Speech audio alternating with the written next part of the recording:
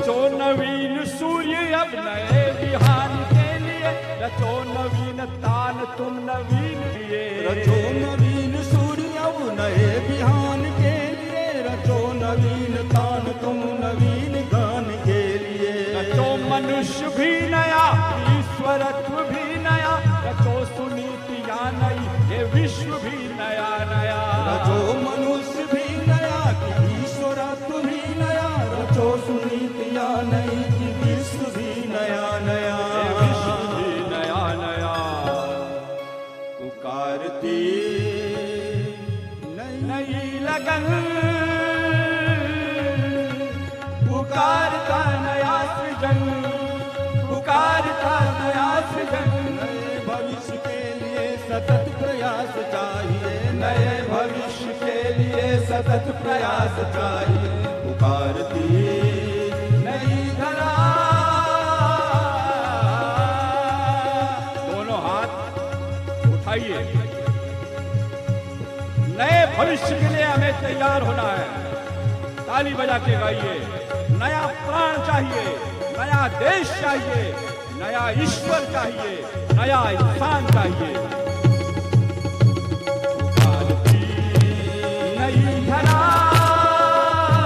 पुकारता नया गगन, पुकारता नया गगन। नए मनुष्य के लिए नवीन प्राण चाहिए, नए भविष्य के लिए नवीन प्राण चाहिए, नए मनुष्य के लिए नवीन प्राण चाहिए।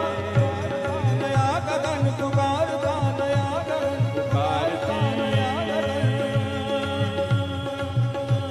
नई धरा,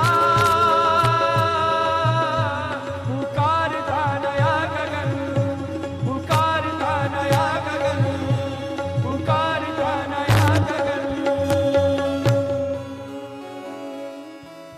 पुकारता नया गगन, नए मनुष्य को नवीन प्राण चाहिए। परिवर्तन के बिना न होता विभीषिका का नाश। मूर्धन्यों जागो, मुर्दों से रही न कोई आस। यहाँ मूर्धन्य लोग बैठे हैं। भाइयों और बहनों, वो समय आ गया है कि ये चिंतन शिविर, ये युवा सृजिता 2022 अब विचारधारा से कार्य के धरातल पर प्रवेश करने जा रहा है। विचारधाराओं का दौर अब समापन पर आने वाला है। इसकी पूर्णाहुति हो रही है और सृजन यहां से आरंभ होगा। युवा सृजेदा 2022। भगवान बुद्ध के चीवरधारी इस भूमि से पूरी दुनिया में पहुंचे। इस युवा सृजेता से गुरुदेव के पीत वस्त्रधारी वासंती रंगधारी पूरी दुनिया में पहुंचेंगे और गुरुदेव के सपनों को साकार करेंगे। हम सबका ये सौभाग्य है, हम सबके लिए बड़े गौरव का क्षण है। हम सबके बीच में वो अंतर्राष्ट्रीय विभूति बैठी है जो इस युग निर्माण योजना का भविष्य है। ऋषियों ने श्रद्धेय जी, श्रद्धेय डॉक्टर साहब के हाथ में पूज्य गुरुदेव माता जी की मशाल को जो थमाया था, वो मशाल युवा सम्राट हम सबके हृदय में निवास करने वाले परम श्रद्धेय डॉक्टर चिन्मय पंड्या जी उसी बखूबी संभाल रहे हैं और संभाल कर पूरी दुनिया को आलोकित कर रहे हैं। न केवल वे चिकित्सक हैं, मानवीय संवेदनाओं, भावनाओं और देवत्व से ओतप्रोत हैं। जब मैं पहली बार उनके ऑफिस में गया था तो बाहर एक नेम प्लेट के नीचे जो शब्द लिखा था, उसने मुझे उनके चरणों में दंडवत नमन कर दिया और सदा सदा के लिए वो हमारे हृदय में देवता के रूप में स्थापित हो गए। वहां लिखा था, किनके नेम प्लेट पर, जिन पूज्य गुरुदेव माता जी के स्वप्न आ जाने से व्यक्ति का जीवन बदल जाता हो, उनकी गोद में पलने बढ़ने का जिनको अवसर मिला हो, जिन श्रद्धेय जीजी और श्रद्धेय डॉक्टर साहब के आशीर्वाद से हम नई रोशनी और नया प्रकाश पाते हों, उन श्रद्धेय जीजी और श्रद्धेय डॉक्टर साहब में जो श्रद्धेय डॉक्टर साहब की गोद में पले बड़े और आगे बढ़े। भाइयों और बहनों,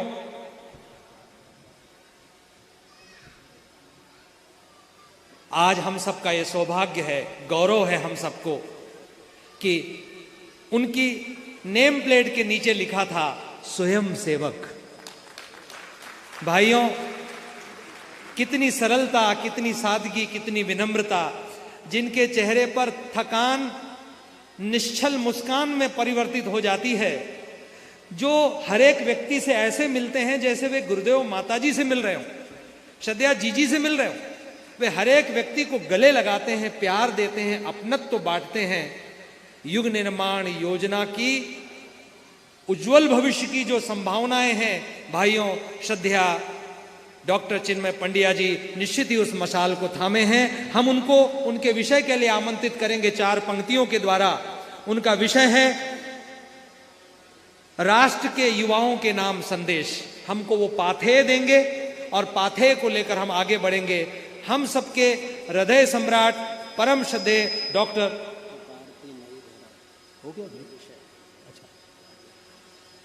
युवा पाथेय हम सबको वो देंगे। भाइयों, विषय राष्ट्र के युवाओं को संदेश है और उस विषय का स्वरूप है पुकारती नई धरा, पुकारता नया गगन। 4 पंक्तियों के साथ हम उन्हें आमंत्रित करेंगे। लक्ष्य पाने के लिए सबको सतत जलना पड़ेगा, मेटने घन तिमिर रवि की गोद में जलना पड़ेगा। राह में तूफान आए, बिजलियां हमको डराए, दीप बनकर निकट झंझावात में जलना पड़ेगा। हम सबको जलना पड़ेगा। करतल ध्वनि के साथ हम सबके हृदय सम्राट मिशन के भविष्य आदरणीय श्रद्धेय डॉक्टर चिन्मय पंड्या जी को हम आमंत्रित करते हैं। करतल ध्वनि।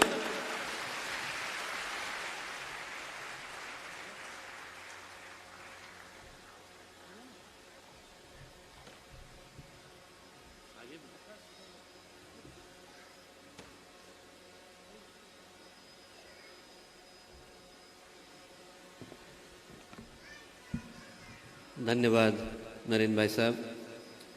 मित्रों, परम पूज्य गुरुदेव परम वंदनीय माता जी की दिव्य उपस्थिति को साक्षी मानते हुए माँ गायत्री के पावन मंत्र के साथ मैं अपनी बात को आरंभ करना चाहता हूँ। माँ गायत्री का ये पावन मंत्र आज जब हम लोग इस प्रांतीय युग सृजता समारोह के अंतिम चरण में यहाँ इस तपोभूमि पर विराजमान है, यदि हम सोच करके देखें कि ये माँ गायत्री का पावन मंत्र उच्चतम कक्षाओं से अवतरित हुआ, ये वैदिक ऋचाओं का पावन मंत्र हमसे कह क्या रहा है, तो हमें आवाज़ सुनाई पड़ेगी। आवाज़ सुनाई पड़ेगी हमें भगवान महाकाल के डमरू के स्वर की। आवाज़ सुनाई पड़ेगी हमें भगवान कृष्ण के पांचजन्य के हुंकार की। आवाज़ सुनाई पड़ेगी हमें उस प्रलयंकारी रुद्र के नृत्य की थाप की। और आवाज़ सुनाई पड़ेगी हमें नवयुग के आगमन के आहट की।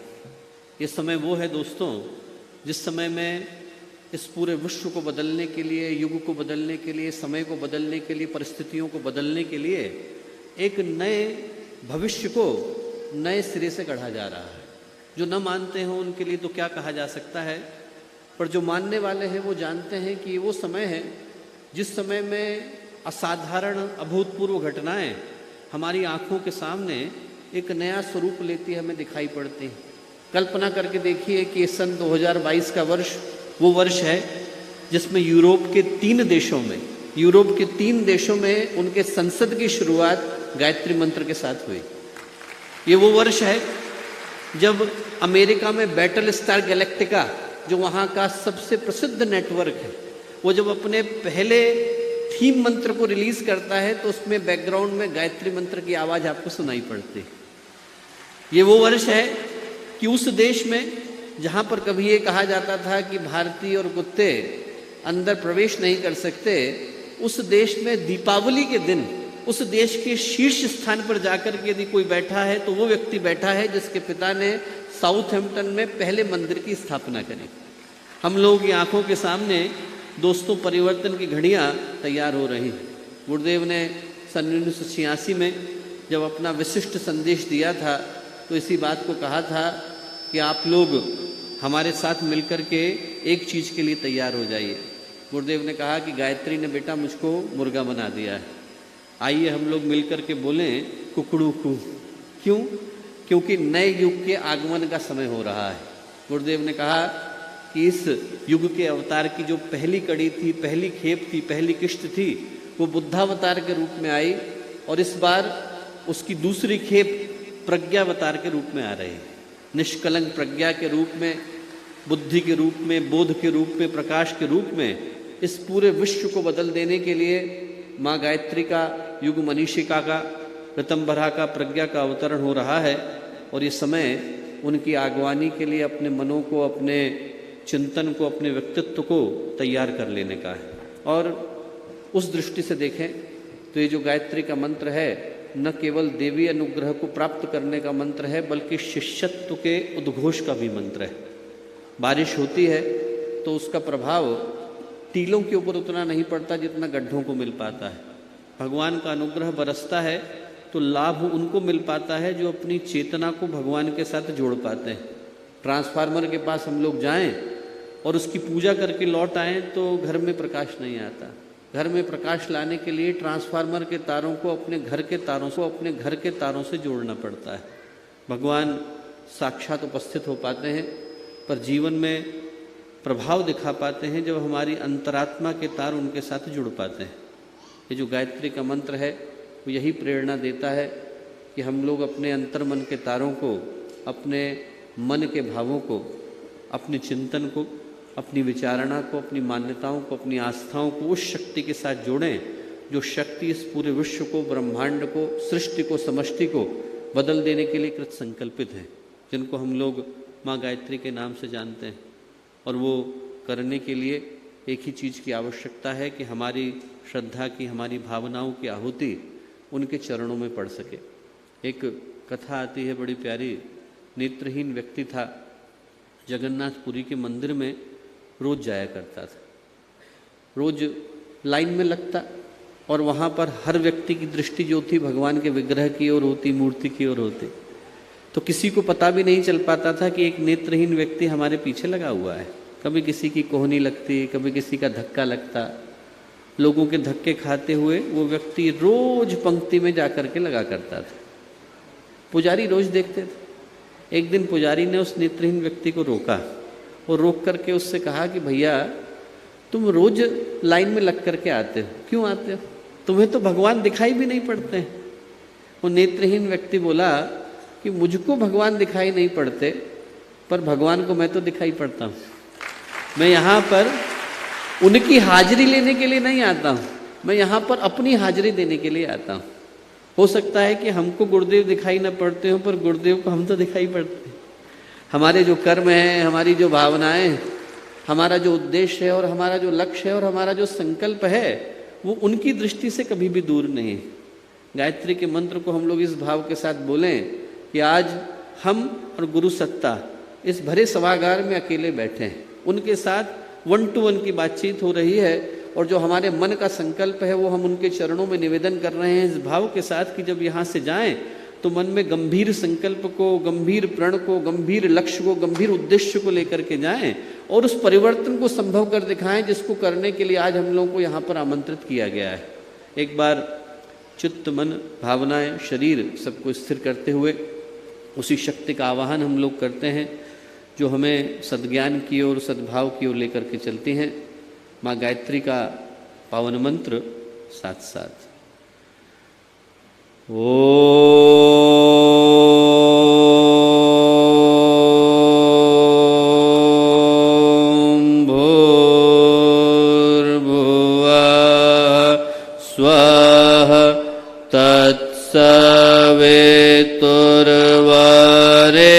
तत्सवितुर्वरेण्यं भर्गो देवस्य धीमहि धियो यो नः प्रचोदयात्।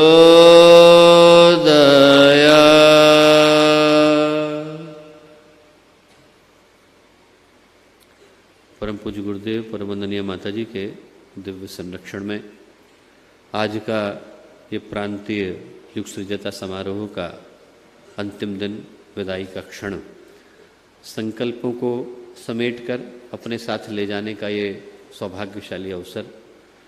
और इस अवसर पर हम लोगों के साथ मंच पर उपस्थित आदरणीय श्री नरेंद्र ठाकुर जी भाई साहब, आदरणीय दुबे मामा जी, यहाँ उपस्थित शांतिकुंज की टोली के सभी सम्मानित कार्यकर्तागण, मंच पर और सामने बैठे सभी गणमान्य अतिथिगण, विभिन्न स्थानों से आए गायत्री परिवार के, इस देश के, इस युग के भविष्य, हम लोगों के अपने सभी युवा कार्यकर्ता भाई बहन, सम्मानित गायत्री परिवार के कार्यकर्तागण, भाइयों बहनों और प्यारे मित्रों, आज एक बड़े ही महत्वपूर्ण समय में मिल पाने का सौभाग्य, सुअवसर, सुयोग हम लोगों को मिला है। ये जो युवा चेतना को जागृत करने का अवसर है, ये एक बड़े ही विशिष्ट उद्देश्य को लेकर के आया हुआ अवसर है।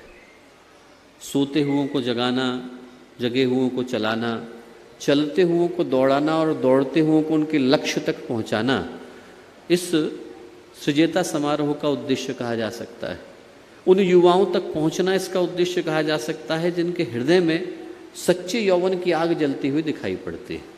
युवा होने का अधिकार तो उम्र का एक पड़ाव भी दिला देता है, पासपोर्ट भी दिला देता है, आधार कार्ड भी दिला देता है, ड्राइविंग लाइसेंस भी दिला देता है। युवा कहलाने का अधिकार तो मात्र एक कानूनी कागज से मिल जाता है, पर सच्चे यौवन का सौभाग्य मात्र उनको मिल पाता है जिनके हृदय के अंदर साहस और संवेदना सघनता के साथ प्रतिष्ठित हो पाते हैं। आप यदि पाश्चात्य देशों की परिभाषाओं को देखें तो वो कहते हैं कि जो लोग 2000 के बाद पैदा हुए उनको हम मिलीनियल कह करके पुकारेंगे, जो उससे पहले पैदा हुए वो बेबी बूमर कहलाए, generation X, generation Y, generation Z कहलाए। ये परिभाषाएं बदल जाती हैं और इन सारी परिभाषाओं के आधार पर जिनको आज यौवन मिला है वो कल छिन भी जाता है। पर जो सच्चा यौवन है वो उम्र की दहलीज को तोड़ करके बहना जानता है, जिनके हृदय में भाव छलकना जानते हैं, जिनके मन में साहस मचलना जानता है, उनके आंसू भी अंगारे बन जाते हैं। और ऐसे व्यक्तित्व ही सही अर्थों में युवा कहलाते हैं। और इस भारत की भूमि का ये सौभाग्य रहा दोस्तों कि यहाँ पर उस परिभाषा को लिए हुए व्यक्तित्व एक नहीं हजारों बार इस धरती पर आए और विश्व के कल्याण का पथ प्रशस्त करके गए। और आज जब हम विदाई के क्षणों में युग सृजिता समारोह की इस अंतिम बेला में यहाँ पर उपस्थित हैं तो इस घड़ी को हमें इस तरह से लेने की आवश्यकता है कि इस समय में भी ये जो भारत की भूमि है, ये श्रावस्ती की तपोभूमि है, ये उत्तर प्रदेश की पावन भूमि है, ये वो भूमि है जहाँ पर संतों, सिद्धों, योगियों, अवतारों की एक नहीं अनेकों श्रृंखलाओं ने बारंबार जन्म लिया। ये धरती आज के दिन एक प्रश्न लेकर के आई है और उन रणबांकुरों को खोजती हुई आई है जिनने भारत की और विश्व की दिशा को बदलने का काम एक बार नहीं हजारों बार किया है। ये पूछती है कि कहाँ पर है वो बुद्ध, कहाँ है वो गुरुदेव, कहाँ है वो विवेकानंद, कहाँ है वो गार्गी, कहाँ है वो घोषा, कहाँ है वो अपाला, कहाँ है वो ध्रुव, कहाँ है वो नचिकेता, कहाँ है वो अष्टावक्र। पूछती है कि उस तरह के व्यक्तित्व को लिए लोग, वो भीम की तरह से तन वाले, वो सुखदेव की तरह से मन वाले, वो भामाशाह की तरह से धन वाले, वो प्रतिभा की पराकाष्ठा लिए, वो आत्मा का तेज लिए, वैसे युवा व्यक्तित्व कहाँ है जो प्रतिकूलताओं को थामना जानते हैं, जो समस्याओं को सुलझाना जानते हैं, जो युग की दिशा को बदलना जानते हैं। आज का दिन इन प्रश्नों को लेकर के आया है। इन प्रश्नों को लेकर के आया है कि जब अनीति, अनाचार और अवांछनीयता, अराजकता ये सब संगठित दिखाई पड़ते हैं तो धर्म, न्याय, नीति, मूल्य, सदाचार ये चुप और मौन क्यों है। पूछता है कि यदि गीदड़ों की, गिद्धों की और भेड़ियों की, सियारों की टोलियां दिखाई पड़ती हैं, उनके झुंड के झुंड दिखाई पड़ते हैं तो सिंहों की गुफाएं खाली क्यों हैं। ये पूछता है कि आज के समय में यदि गलत कार्य करने वाले, गलत राह पर चलने वाले, गलत चाह को अपनाने वाले लोग हमें बहुतायत में दिखाई पड़ते हैं तो वो धर्म के प्रतीक, अध्यात्म को अपने जीवन में अपनाने वाले, पूरे समाज की दिशा को बदलने वाले व्यक्तित्व कहाँ है। ये समय ऐसे लोगों को पुकारता, ऐसे लोगों को ढूंढता, ऐसे लोगों को तलाशता, ऐसे लोगों को तराशता आया है।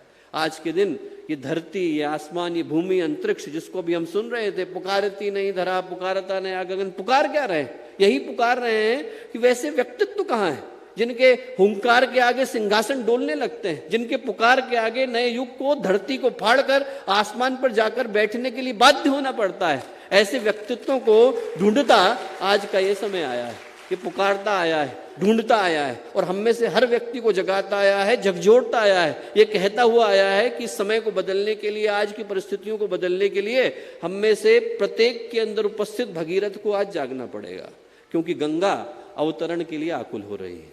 ये समय ऐसा है जब ऐसे लोगों को पुकारा जा रहा है जिनके जीवन के अंदर, व्यक्तित्व के अंदर इस पूरे समाज को, समष्टि को, सृष्टि को, संस्कृति को बदल देने की चाहत, भावना, संकल्प और साहस विद्यमान है।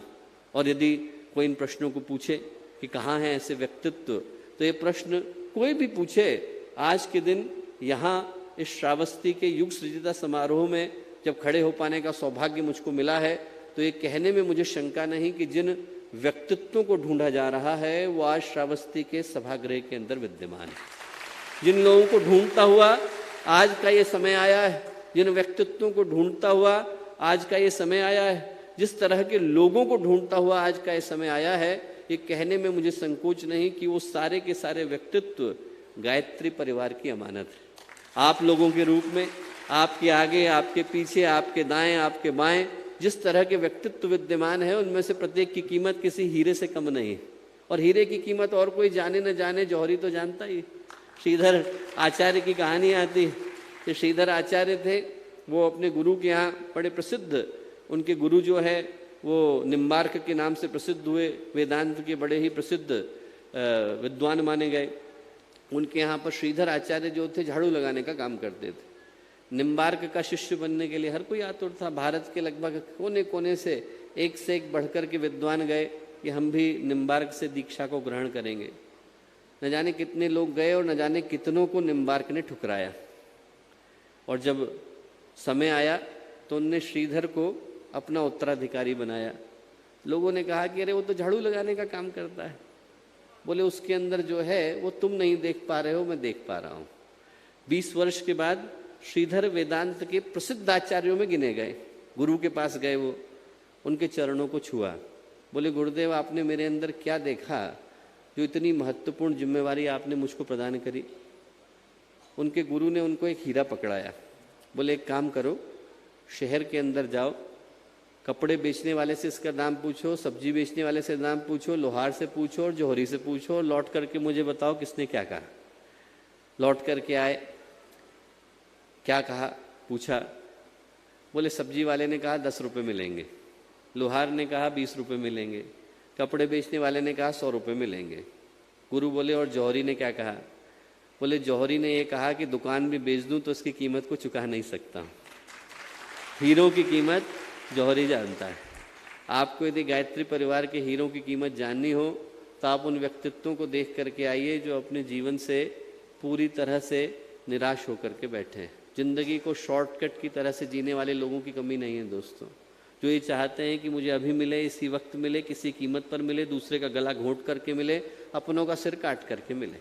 ऐसे व्यक्तित्वों के मध्य में जब आप गायत्री परिवार के युवाओं को ले जा करके रखते हैं, इस श्रावस्ती की टीम को रखते हैं, हमारे सुल्तानपुर के युवाओं को रखते हैं, हमारे गोरखपुर के युवाओं को रखते हैं, हमारी वाराणसी की टीम को रखते हैं, हमारे उन युवाओं की टीम को रखते हैं जो उत्तर प्रदेश के एक कोने से लेकर, सहारनपुर से लेकर और दूसरे कोने तक, पूर्वांचल के अंत में उधर देवरिया, गोरखपुर, कुशीनगर तक इतनी शिद्दत के साथ, इतनी गंभीरता के साथ गुरुदेव के कामों को कर रही है कि आप जहाँ कहीं पर भी जाएं आपका मन गर्व और गौरव से भर उठता है। और जब आप उन युवाओं के उनके मध्य में रखते हैं तो उनकी चमक और निकल करके आती है। पत्थरों के बीच में हीरे को रख दिया जाए तो हीरे की चमक दोगुनी हो जाती है। और जब आप कीचड़ के मध्य में कमल को खिलाते हैं तो कमल का सौंदर्य और खिल करके आता है। तो आज के दिन मैं यहाँ पर गर्व, गौरव और स्वाभिमान को लेकर के खड़ा हूँ कि इस तरह के व्यक्तित्व गायत्री परिवार के पास हैं, जिनमें से प्रत्येक का जीवन अपने आप में एक महत्वपूर्ण अभियान का प्रतीक बन गया है। और प्रश्न उठता है कि आज के समय में गुरुदेव ने किस उद्देश्य के साथ इन सारे हीरों को एकत्रित किया। तो हमको उस उद्देश्य का स्मरण करना हो तो याद करना होगा कि जब एक युग बदला तो एक बड़ी अद्भुत घटना घटी थी। उसका उल्लेख मत्स्य पुराण में भी आता है, वेदों में भी आता है, उपनिषदों में भी आता है। और वो घटना ये घटी कि मनु भगवान अपने घर से तपस्या करने के लिए निकले। देखा कि उनके कमंडल में एक मछली आ गई। जब तक दृष्टि दौड़ाते तब तक वो मछली थोड़ी सी बड़ी हो गई, पूरे कमंडल को घेर लिया। उनने ले जा करके उसे कुंड में छोड़ा। कुंड भी छोटा पड़ने लगा। उनने कुंड से लिया और उसको सरोवर में छोड़ा, सरोवर भी छोटा पड़ने लगा। उनने उसे सरोवर से उठाया, नदी में छोड़ा, नदी भी छोटी पड़ने लगी। उनने उसको वहां से उठाया और ले जाकर के समुद्र के अंदर डाला, और देखते देखते उस मत्स्य के लिए, मछली के लिए वो समुद्र भी छोटा पड़ने लगा। अब की बार उनने सिर झुका करके नमन किया और पहचाना कि स्वयं भगवान का अवतरण हुआ है, और वो अवतरण मत्स्य अवतार के नाम से जाना गया। ऐसा ही एक अवतरण इस युग में भी हुआ। आज से लगभग 100 वर्ष पहले आंवलखेड़ा की छोटी सी कोठरी से शुरू हुआ, और जब वो गायत्री परिवार आंवलखेड़ा की कोठरी के लिए छोटा पड़ा तो गुरुदेव ने उसको उठाया और ले जाकर के अखंड ज्योति संस्थान में छोड़ा। अखंड ज्योति संस्थान छोटा पड़ा तो गुरुदेव ने वहां से उठाया, गायत्री तपोभूमि में छोड़ा।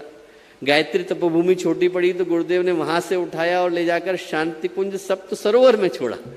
और जब शांति कुंज सप्त सरोवर छोटा पड़ा तो गुरुदेव ने उसे ले जाकर के हजारों प्रज्ञा संस्थानों में छोड़ दिया, और इस आशा के साथ छोड़ दिया कि आने वाले विश्व को बदलने वाले व्यक्तित्व इस मत्स्यावतार के माध्यम से तैयार होने वाले हैं। हम लोग उसी नवयुग का मत्स्यावतार का प्रतीक। गुरुदेव ने इस आशा के साथ, इस अपेक्षा के साथ, इस भाव के साथ इस मत्स्यावतार को गढ़ा कि वो 3 कामों को कर सके। क्या? प्रलय जैसी परिस्थितियों में, परिस्थितियां प्रलय की होती हैं तो उन लोगों को ढूंढा जाता है, उन लोगों को समेटा जाता है, उन लोगों को सहेजा जाता है जिनके अंदर नव निर्माण की संभावना होती है। ऐसे समय में भगवान मनु ने उन लोगों को इकट्ठा किया, हर व्यक्ति के 2-2 जोड़ों को लिया और ले जाकर के जिस जगह को आज हम लोग तिब्बत कह करके पुकारते हैं, त्रिविष्टिप, उस जगह पर ले जाकर के छोड़ा। कल को जब जल उतरेगा तो ये लोग नीचे उतरेंगे, नई सृष्टि की रचना करेंगे। आज से 30 से ज़्यादा वर्ष पहले गुरुदेव ने एक पुस्तक लिखी, छोटा सा पत्रक था। उस पत्रक की शुरुआत होती है 1987 का जनवरी का पत्रक है। शांति कुंज का परिचय गुरुदेव दे रहे थे, और उसका जो पहला पैराग्राफ है उसमें गुरुदेव क्या लिखते हैं? उसमें लिखते हैं कि शांति कुंज में, गायत्री परिवार में महागरुड़ ने अपने डैनों के भीतर आने वाले युग के अंडों को छुपा करके रखा हुआ है।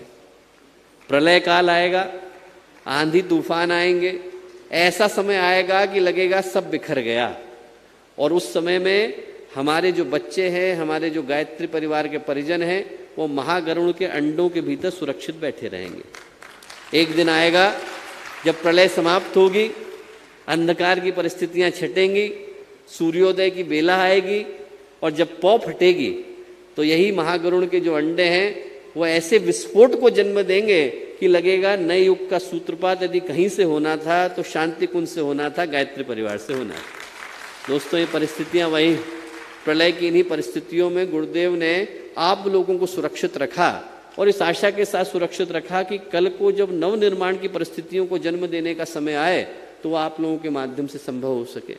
तो हम लोगों को यहाँ से क्या संकल्प लेकर के जाने की आवश्यकता है? मुझे लगता है कि हम लोग इतने सारे महत्वपूर्ण संकल्पों को तो पहले ही ले चुके हैं। सिर्फ उसके पीछे जिस भावना की आवश्यकता है, उस भावना के ऊपर कुछ मैं थोड़ा सा बोलना चाहता हूँ। मैं कहूँगा कि हम लोग यहाँ से 3 भावनाओं को लेकर के जाएं। एक भावना लेकर के जाएं कि हम स्वयं जागें, दूसरों को जगाएं और नयों को जोड़ने का माध्यम बने। जागो, जगाओ और जोड़ो। मैं कहूँगा कि 3 सिद्धांतों को हम लोग लेकर के जाएं। जागने का क्या मतलब? जागने का मतलब ये है कि जिस व्यक्ति के पास 3 चीजें हों। जागे हुए व्यक्ति की पहचान क्या है? उसको दिखाई पड़ता है, उसको सुनाई पड़ता है, वो बोल पाता है। 3 चीजें यदि व्यक्ति के पास हैं तो वो जागा हुआ है। दिखाई क्या पड़ता है? दिखाई ये पड़ता है कि आज का जो समय है वो साधारण समय नहीं है। जिसको ये समझ में आ जाता है कि जो आज की परिस्थितियां हैं वो साधारण नहीं है, इन परिस्थितियों में एक नए युग के भविष्य को गढ़ा जा रहा है। जो ये देख पाने की स्थिति में होता है कि आज तो देवासुर संग्राम की परिस्थितियां हैं, आज तो प्रलय की परिस्थितियां हैं, आज तो अंधकार की परिस्थितियां हैं। अंधकार की परिस्थितियां आई इसलिए हैं क्योंकि इन्हीं परिस्थितियों के मध्य में हम लोगों को प्रकाश के अवतरण को संभव करके दिखाना है। आज की परिस्थितियों में व्यक्ति अपने जीवन के उद्देश्य को भूल करके बैठा है। एक घटना कहीं पर मैं पढ़ता था, घटना थी कि एक बड़ा ही अमीर व्यक्ति, और उस व्यक्ति का जो बच्चा था उसने चोरी कर ली, और उसने जब चोरी कर ली तो चोरी करने के बाद उसके जो टीचर थे वो पकड़ करके ले गए पिता के पास। पिता जो थे वो बड़े अमीर अफसर थे, उनके पास लेकर के गए तो पिता ने उसको एक लप्पड़ लगाया, बोले तेरे लिए मैं इतनी अच्छी अच्छी चीजें लेकर के आता हूँ, ऑफिस से उठा करके लाता हूँ, उसके बावजूद तू चोरी करता है। तो टीचर जो है वो बोले साहब गलती हो गई। बोले क्यों?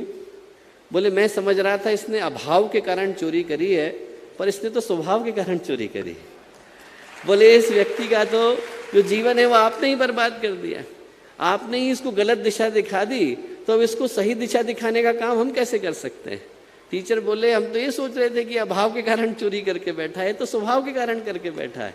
आज व्यक्ति का स्वभाव ही विकृत हो गया, आदमी का मन खराब, आदमी की भावनाएं खराब। आपको आज के युग के रावण को देखना हो तो लंका जाने की जरूरत नहीं, मनुष्य के मन के अंदर व्यक्ति उतर करके देखे तो उसे स्वार्थ के रूप में, संकीर्णता के रूप में, क्षुद्रता के रूप में, छोटी भावनाओं के रूप में, छोटी चाहतों के रूप में रावण के वही 10 चेहरे मनुष्य के मन को, व्यक्तित्व को विध्वंस करते दिखाई पड़ जाते हैं। एक एक व्यक्ति की कामनाएं इतनी हो गई हैं कि जहां पर हम लोग बैठे हैं, यहां से लेकर जहां पर भगवान ब्रह्मा है, विष्णु है, महेश है, वो सारे के सारे देवी देवता यदि एक ही व्यक्ति की कामना को पूरा करने के लिए जुट जाएं तो वो बेरोजगार हो जाएंगे, पर उस व्यक्ति की कामना को पूरा कर पाना संभव नहीं। कामनाएं अनंत हैं, क्षमताएं सीमित हैं। आदमी इच्छाएं बहुत सारी लेकर के बैठा है, कर पाने की सामर्थ्य उसके पास है नहीं। तो ऐसे में हर व्यक्ति अपने मन में विषाद को लेकर के घूमता है, न सुख है, न चैन है, न आदमी के पास कहीं पर ये तृप्ति का भाव है। और जब मन में अभाव हो तो व्यक्ति को कुबेर का खजाना भी मिल जाए तो वो खाली ही नजर आता है। वो शिव पुराण में कथा आती है कि जब रावण मिलने के लिए गया तो उसने देखा कि कुबेर लगे हुए हैं। कुबेर तो भाई थे रावण के, और कुबेर जो थे वो लाइन में पहले लगे थे। तो उनने भगवान शिव से निवेदन किया, बोले भगवान आपके लिए मैंने सोने की लंका बनाई है, उसको आप अपना निवास स्थल बनाइए। तो भगवान शिव बोले कि ऐसा है कुबेर, मैं तो समाधि लगा के बैठा हूँ, मेरे लिए कैलाश का शिखर और शमशान की भूमि एक बराबर है, ये तो तू किसी और को दे दे। तो पीछे रावण खड़ा था, बोले भगवान मुझे दे दीजिए। तो कुबेर बोले कि भगवान ये पहले ही 9 ग्रहों के महल और 27 नक्षत्रों की अट्टालिकाएं लेकर के बैठा है, 36 तो पहले ही इसके पास, 37वें का ये करेगा क्या? तो भगवान शिव बोले कि फिर तो यही उसके लिए उपयुक्त है। बोले जिसको 36 महलों में संतोष नहीं आया कुबेर, उसको 37वां भी संतोष देने वाला नहीं है, तो इसी को दे। आदमी के मन में असंतोष हो तो वो कहीं पर भी अपने असंतोष के कारण ढूंढ लेता है। वो एक कहानी आती है बहुत प्यारी कि एक फकीर थे, और फकीर जो थे उनको रास्ते में कहीं पर सोने का सिक्का पड़ा हुआ मिल गया। क्या करूं इसका, मेरे लिए तो सोने का सिक्का किसी मूल्य का नहीं। अपने गुरु के पास गए, गुरु से निवेदन किया क्या करूं? गुरु बोले एक काम करना, जो सबसे गरीब व्यक्ति दिखाई पड़े तुम जाकर के उसको देना। ठीक, बहुत भटकते रहे, जितने व्यक्तियों से मिलते उनके विषय में जांच पड़ताल करते तो उनको लगता है इसके पास थोड़ा धन है, ठीक है निर्धन है, पर एकदम अभावों से ग्रस्त नहीं है। उनको 10-20 वर्षों तक एक भी व्यक्ति ऐसा नहीं मिला जिसको ये कह सकें कि ये व्यक्ति दरिद्र है। एक दिन एक राज्य से गुजर रहे थे, देखा 1000 हाथियों की सवारी जा रही है, उसमें भी जो शुरू के 100 हाथी हैं वो पूरे सोने से लबालब हैं। उसमें भी जो पहला हाथी है उसके ऊपर तो हीरे जवाहरात की जो है वो बनी हुई है पालकी, उसमें एक व्यक्ति बैठा है राजा, और ऊपर से लेकर नीचे तक आभूषणों से सुसज्जित है। उनने अपने साथ वाले व्यक्ति से पूछा कि क्या हो रहा है? बोले चक्रवर्ती सम्राट हैं, ये अभी बगल के राज्य के ऊपर चढ़ाई करने जा रहे हैं। क्यों? बोले वो एक अकेला छूट गया था, बाकी सब पर इनने कब्जा कर लिया है, बाकी सब इन्हीं का है, सिर्फ एक बगल का छूट गया था उसके ऊपर कब्जा करने जा रहे हैं। फकीर ने कहा अच्छा।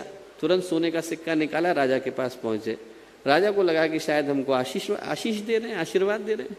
उनने कहा ये क्यों दे रहे हैं मुझे? बोले हमारे गुरु ने कहा था कि जो सबसे गरीब आदमी मिले तुम जाकर के उससे देखे आना।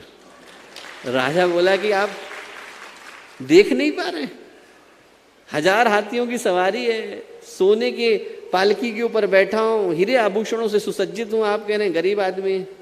फकीर बोले बाहर की गरीबी की बात नहीं कर रहा राजा, तेरे मन की गरीबी की बात कर रहा हूं।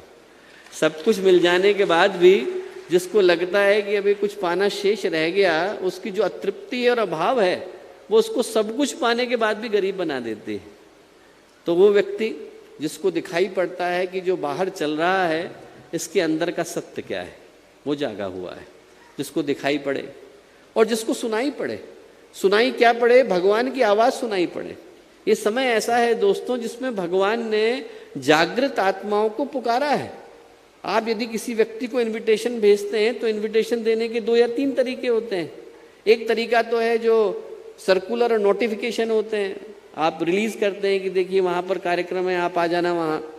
तो उसका आशय ये नहीं है कि आपको वहाँ पर उपस्थित होना अनिवार्य है, आप नहीं होगे तो आप कोई बुरा मान जाएगा। उसका आशय ये है कि देखिए वहाँ कार्यक्रम हो रहा है, आप पहुँच सको तो पहुँचो।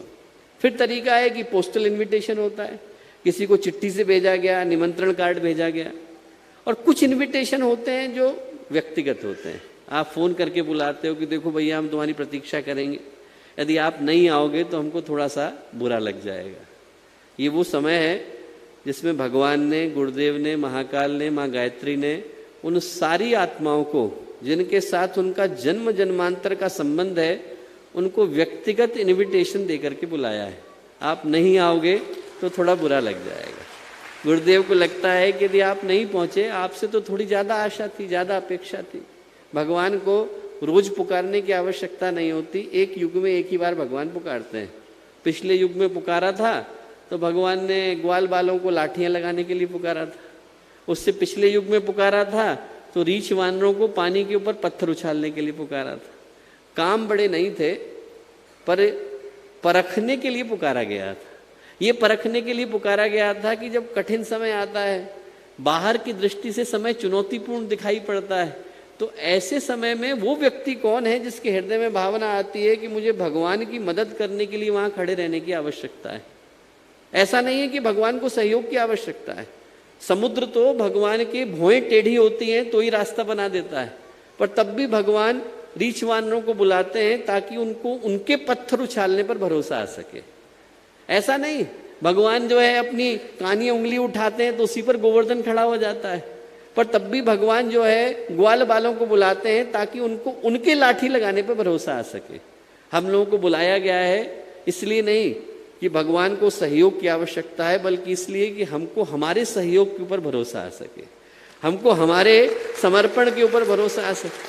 काम तो भगवान का हो ही जाता है, करने के लिए एक नहीं नए खड़े हो जाते हैं। और भगवान को तरीकों की आवश्यकता नहीं होती। जिनने दुनिया बनाई है वो दुनिया को बदलना भी जानते हैं, जिनने पूरे युग को रचा वो युग का परिवर्तन भी करना जानते हैं।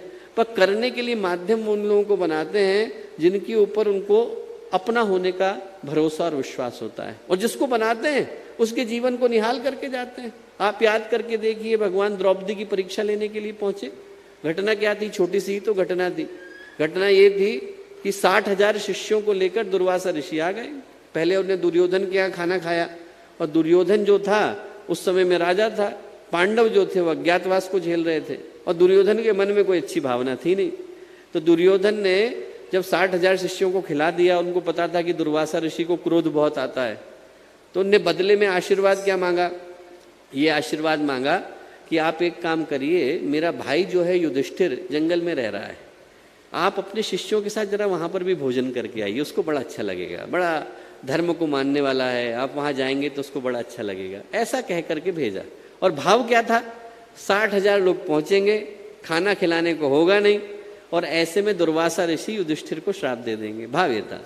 60,000 लोग आकर के बैठ गए, तो कुछ भी भगवान खाने को निकाल चाहती तो मना कर देती। द्रौपदी कहती कि 60,000 तो पहले ही बाहर बैठे हैं, उनको तो खिला नहीं पा रही हूँ, भगवान आपको कहाँ से खिलाऊंगी। उसने तुरंत थाली में 2 अन्न के दाने पड़े थे वो दे दिए। भगवान ने अन्न का एक दाना खाया और दूसरे के ऊपर उंगली रख दी, और क्या कहा? एक अन्न का ये दाना फल देगा तुझको मनमाना। बस अब ये अक्षय पात्र बन जाएगा। ये जो अकेला अन्न का दाना है, इससे तू 60,000 को खिला, 60 लाख को खिला, 60 करोड़ को खिला, 60 अरब को खिला, फर्क नहीं पड़ता। अब ये जो अन्न का दाना है वो अक्षय पात्र बन गया है। भगवान आते हैं, परीक्षा लेते हैं, और उनको सुनाई पड़ता है दोस्तों जो भगवान की आवाज़ को सुन पाने की स्थिति में होते हैं। सूरज का प्रकाश आता है तो पहले चोटियों पर जाता है, घाटियों में बाद में उतरता है। भगवान आवाज़ लगाते हैं तो सुनाई उनको पड़ता है जिनके हृदय में भगवान को सुनने के लिए वो वाले कान होते हैं जिनसे भगवान सुनाई पड़ते हैं। हर व्यक्ति को वो ईमेल मिलता नहीं, मिलता उसी को है जिसके हृदय में भगवान ने अपने लिए प्रेरणा को उपस्थित कर रखा है। यदि आपको आवाज़ सुनाई पड़ती है तो आप समझना कि आप जागे हुए हैं। भगवान ने उन लोगों को पुकारा है जो लोग जागे हुए हैं, जिनको दिखाई पड़ता है कि समय साधारण नहीं है, इसको बदलने की आवश्यकता है। जिनको सुनाई पड़ता है कि इस समय में भगवान, महाकाल, गुरुदेव, माता जी सब मिलकर के पुकार रहे हैं, और उन लोगों को पुकार रहे हैं जिनके अंदर जन्म जन्मांतर का पुण्य है। मुझे याद आता है गायत्री परिवार के पुराने कार्यकर्ता थे, 27 साल तक उनके यहाँ बालक नहीं हुआ। इधर उधर पूछते थे, किसी से कहते थे अरे आप उनसे जाकर के आशीर्वाद ले लीजिए, उनसे आशीर्वाद ले लीजिए, उनसे ले लीजिए। कई जगहों पे गए, अब मित्रों से कहा, संबंधियों से कहा, हुआ नहीं। एक दिन उनके एक मित्र बोले कि साहब मैं मथुरा जा रहा हूँ, वहाँ पर गुरुदेव रहते हैं, आपकी कोई बात है तो कह दूंगा। बोले आशीर्वाद मांगना। गुरुदेव के पास गए तो गुरुदेव ने कहा कि बेटा मैं उसके घर में एक आत्मा जल्दी भेज दूंगा। उनके यहाँ पुत्र हो गया। बात आई गई हो गई, उनको महसूस भी नहीं हुआ कि गुरुदेव के आशीर्वाद से हुआ है। वो लड़का 12 साल का हो गया। 12 साल का लड़का हुआ तो एक दिन घुमाने के लिए मथुरा ले गए, वृंदावन से निकले, पैदल पैदल आ रहे थे तो उनने देखा कि इधर लिखा हुआ है अखंड ज्योति संस्थान घिया मंडी। उनको एकदम याद आया कि एक बार हमने गुरुदेव से आशीर्वाद मांगा था, जाकर के मिल करके आते हैं। ऊपर गए, बालक साथ में था। आधा घंटा खड़े रहे वहाँ। गुरुदेव लिख रहे थे तो गुरुदेव की दृष्टि नहीं गई। आधे घंटे के बाद गुरुदेव की दृष्टि ऊपर गई तो अभी परिचय नहीं कराया था। गुरुदेव ने जैसे ही उस बालक को देखा तो देख करके बोले कि अरे ये तो मेरी भेजी हुई आत्मा है, 12 साल का बालक, मेरी भेजी हुई आत्मा है। और वो आत्मा है जिसने अभी तक गायत्री परिवार का कोई कार्य नहीं किया, नाम भी उसको पता नहीं। तो आप सोच करके देखिए, सोमवार, मंगलवार, बुधवार का दिन, वीकडे का समय, प्रतिकूल परिस्थितियां, ऐसी विकट परिस्थितियां कि यहाँ पर 4-4 फीट का पानी भरा हुआ था। ऐसी परिस्थितियों में वो सारे के सारे हम लोगों के अपने कार्यकर्ता भाई बहन जो इन विषम परिस्थितियों में अपना सबसे बहुमूल्य समय निकालकर आज यहाँ श्रावस्ती की तपोभूमि के अंदर विराजमान है, उनमें से एक भी आत्मा क्या बिना गुरुदेव की चुनी हुई हो सकती? आप सारी की सारी आत्माएं तो वो हैं जिनको गुरुदेव ने आमंत्रण दे करके बुलाया है। जब वो व्यक्ति जिसका कोई कार्य नहीं है, जिसके जीवन में अभी कोई योजना शुरू नहीं हुई, उसको गुरुदेव कहते हैं कि मेरी भेजी हुई आत्मा है, तो वो सारी की सारी आत्माएं जो अपना समय निकाल करके यहाँ बैठे हैं, तो वो लोग हैं जिनके साथ गुरुदेव का जन्म जन्मांतर का संबंध चला आ रहा है। और जिनका जन्म जन्मांतर का संबंध है उनको व्यक्ति थोड़ा ज्यादा कामना के साथ बुलाता है। घर में शादी होती है तो हम सड़क चलते व्यक्ति को ला करके नहीं बिठाते कि अरे भैया तुम भी थोड़ी देर हमारी शादी में बैठ जाओ, ऐसा नहीं होता है। बुलाया उनको जाता है जिनके साथ आपके संबंध रहे, जो आपके रिश्तेदार रहे, जिनके साथ आपने काम किया, जिनके साथ आपके लंबे समय के भावनात्मक संबंध थे। वैसे ही जब भगवान युग को बदलने के लिए आमंत्रण भेजते हैं तो सुनाई उन्हीं को पड़ता है जिनके साथ भगवान के जन्म जन्मांतरों के संबंध रहे। यदि आपको वो आवाज सुनाई पड़ती है तो आप समझना कि भगवान ने आपको इस कठिन बेला में युग को बदलने के लिए पुकारा है। जागे हुए हैं वो लोग जिनको दिखाई पड़ता है कि समय बहुत ही विभत्स परिस्थितियों को लेकर के आया है। जागे हुए हैं वो लोग जिनको भगवान की आवाज़ सुनाई पड़ती है। और जागे हुए हैं वो लोग जो इस समय में इस युग को बदलने के लिए कृत संकल्पित नजर आते हैं। यदि वो भावना हमारे हृदय में उमड़ती है, हमें लगता है कि इस समय को बदलने के लिए हमें इन सारी चीज़ों को करने की आवश्यकता है। जब आप इन संकल्पों के क्रम को देखें, अभी आदरणीय नरेंद्र भाई साहब सुना रहे थे, तो इन संकल्पों का क्रम मात्र इसलिए नहीं है कि हम यहाँ से एक संकल्प को लेकर के जाना चाहते हैं। संकल्पों का क्रम इसलिए है क्योंकि इन्हीं छोटी छोटी गतिविधियों के माध्यम से वो बड़ा कार्य संभव हो पाएगा जिसको करने के लिए आज इस युग की सारी दिव्य शक्तियां एक साथ समर्पित, कृत संकल्पित और प्रतिबद्ध नजर आती हैं। वो छोटे छोटे जो उदाहरण हैं वो मिलकर के एक बड़े परिवर्तन को संभव कर पाते हैं। 1 2 3 4 5 6 7 8 ईंटें लगती हैं तो जाकर के इमारत खड़ी हो जाती है।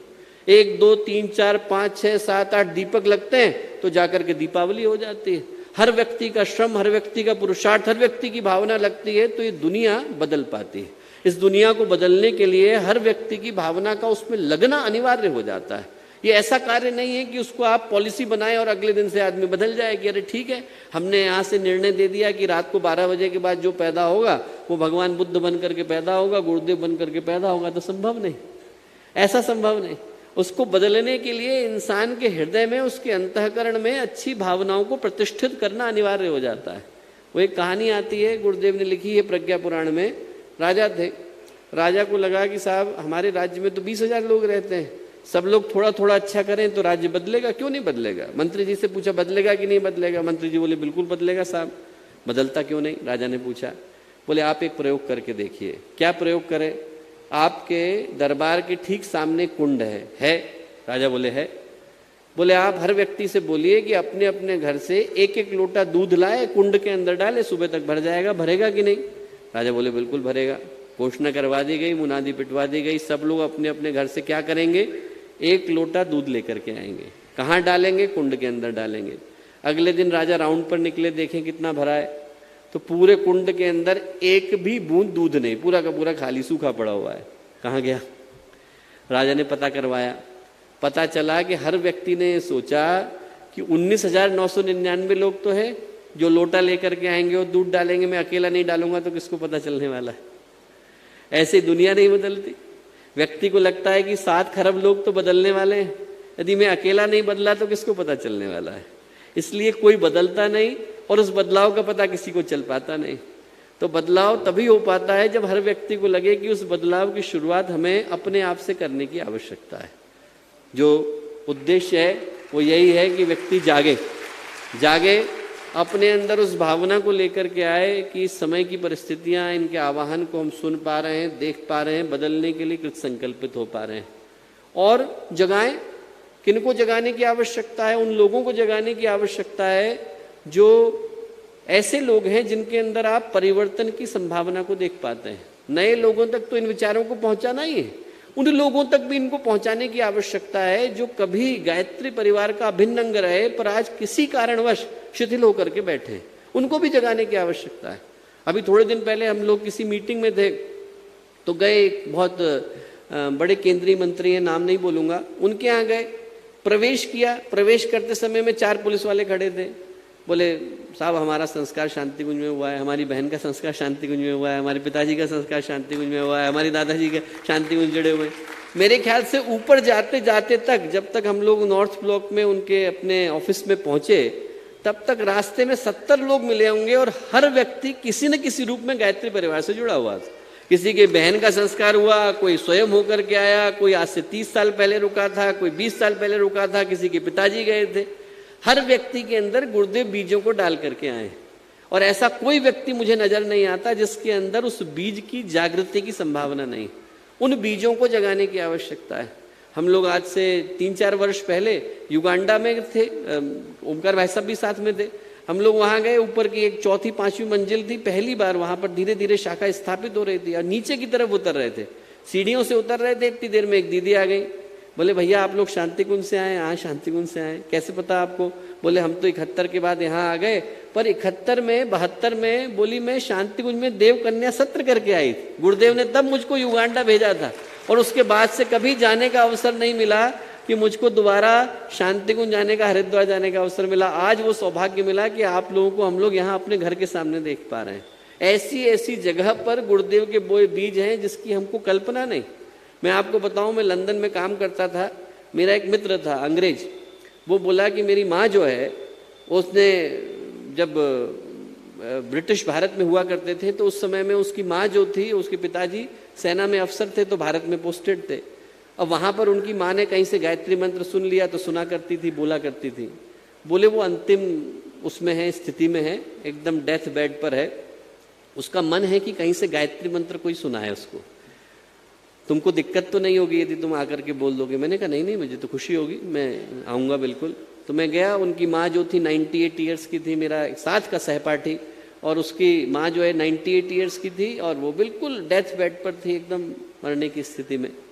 वहाँ हमने गायत्री मंत्र मैंने बोलना शुरू किया तो हॉस्पिटल की ओर से जो नर्स थी वो अफ्रीका से थी और हॉस्पिटल की ओर से घर पे पोस्टेड थी घर की सेवा के लिए। इधर मैंने गायत्री मंत्र बोलना शुरू करा, उसने साथ देना शुरू किया। मुझको बड़ा आश्चर्य हुआ, मैंने कहा कि अरे इसको कहाँ से किसने सिखाया? तो जब हमने गायत्री मंत्र बोल लिया तो मैंने उससे पूछा, मैंने कहा कि आपने कहाँ से सीखा? बोले आज से कोई 30-40 साल पहले भारत से कोई आए थे, वो हमारे कबीले में सबको गायत्री मंत्र सिखा करके गए। मैंने कहा अच्छा उनका कोई चित्र वगैरह उपलब्ध है? बोले मैं मंगवा देती हूँ। फोटो मंगाया उसने, उसके कबीले में कौन बैठे हुए थे? पूज्य गुरुदेव, जो आज से 40-50 साल पहले जब गुरुदेव ईस्ट अफ्रीका की यात्रा पर गए तो उनके कबीले में जाकर लोगों को गायत्री मंत्र दे करके आए। बिल्कुल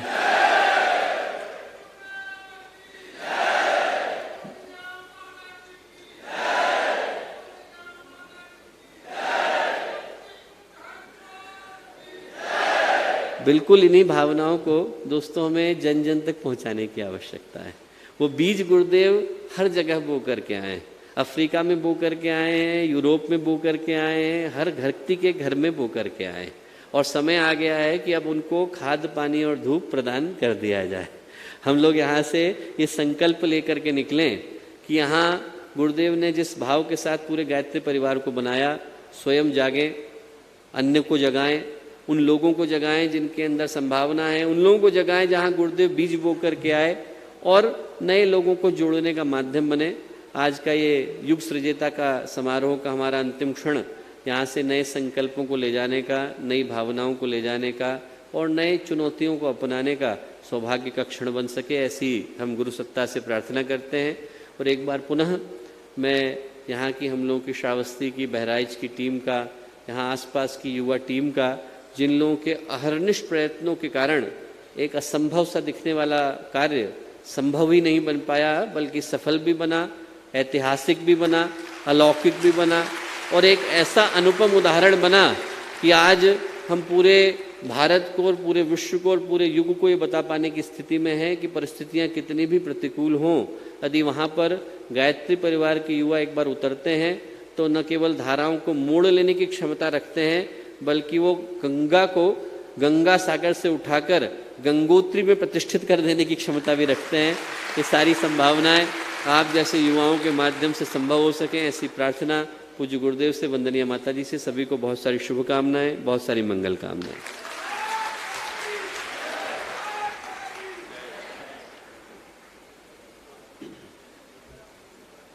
परम श्रद्धेय भैया का बहुत बहुत साधुवाद। बहुत ही सारगर्भित, प्रेरक, हम सब के लिए नई दिशा देने वाला। और इस पूरे समारोह का जो 3 दिवस से चल रहा था, अभी आप बैठेंगे कोई भी उठेगा नहीं, अभी आप बैठिए, 2 मिनट में कुछ नहीं होने जा रहा, आप बैठिए, अभी सभी लोग बैठ जाएं, कोई खड़े नहीं होंगे। कार्यकर्ता हमारे सुरक्षा वाले भाई ध्यान देंगे।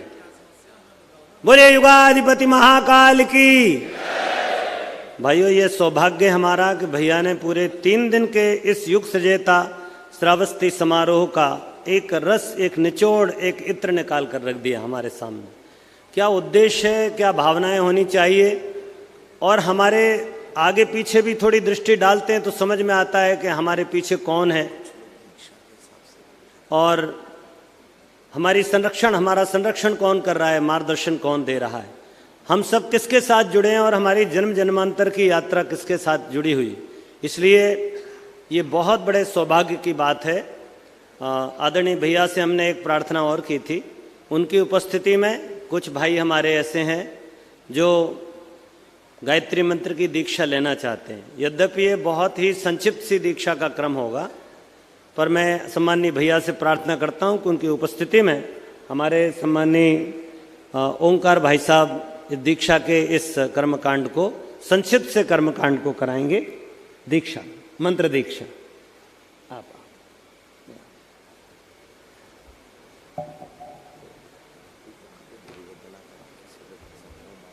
अच्छा, मैं भैया से आज्ञा चाहता हूं और परम पूज्य गुरुदेव, परम वंदनीय माता जी की उस विराट चेतना से प्रार्थना करता हूं कि आप सबके भीतर गायत्री महामंत्र का वह प्रकाश, वह आलोक और वो उजाला प्रकट हो। कमर सीधी कर लें और सभी लोग बैठ जाएं, दोनों हाथ गोद में रख लें, परस्पर ऐसे उंगलियों को ऐसा संभाल लें, दोनों आपस में दोनों हाथ की उंगलियों को इस तरह से मुट्ठी सी बांध लें, दोनों अंगूठे ऊपर की ओर कर लें और अपने स्थान पर शांत होकर, बीटने उठे नहीं कोई भी, अभी कोई भी व्यवधान ना करे। भाई नरेंद्र जी गुरु वंदना के साथ में इस क्रम को संपन्न करा रहे हैं।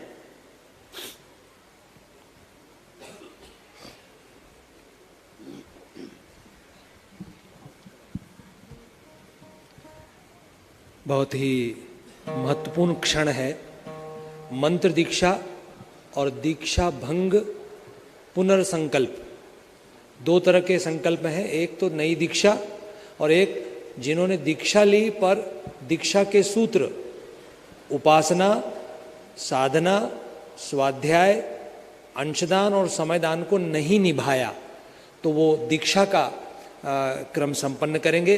दीक्षा के बारे में श्रद्धेय भैया माइक से ही दीक्षा देने के पूर्व 2 शब्द आपको आशीर्वाद के देंगे। अभी हम दीक्षा का जो छोटा सा कर्मकांड है उसको संपन्न करेंगे। भाव दीक्षा होगी यहाँ पर, हम पदार्थों का उपयोग नहीं कर रहे हैं, सीधे भाव से हम दीक्षा का क्रम करेंगे। जो पहले से ही दीक्षित हैं वो भी आज पुनः एक बार नवीनीकरण कर लेंगे ताकि हमारी साधना प्रखर हो सके। साधना ही इस मिशन का प्राण है।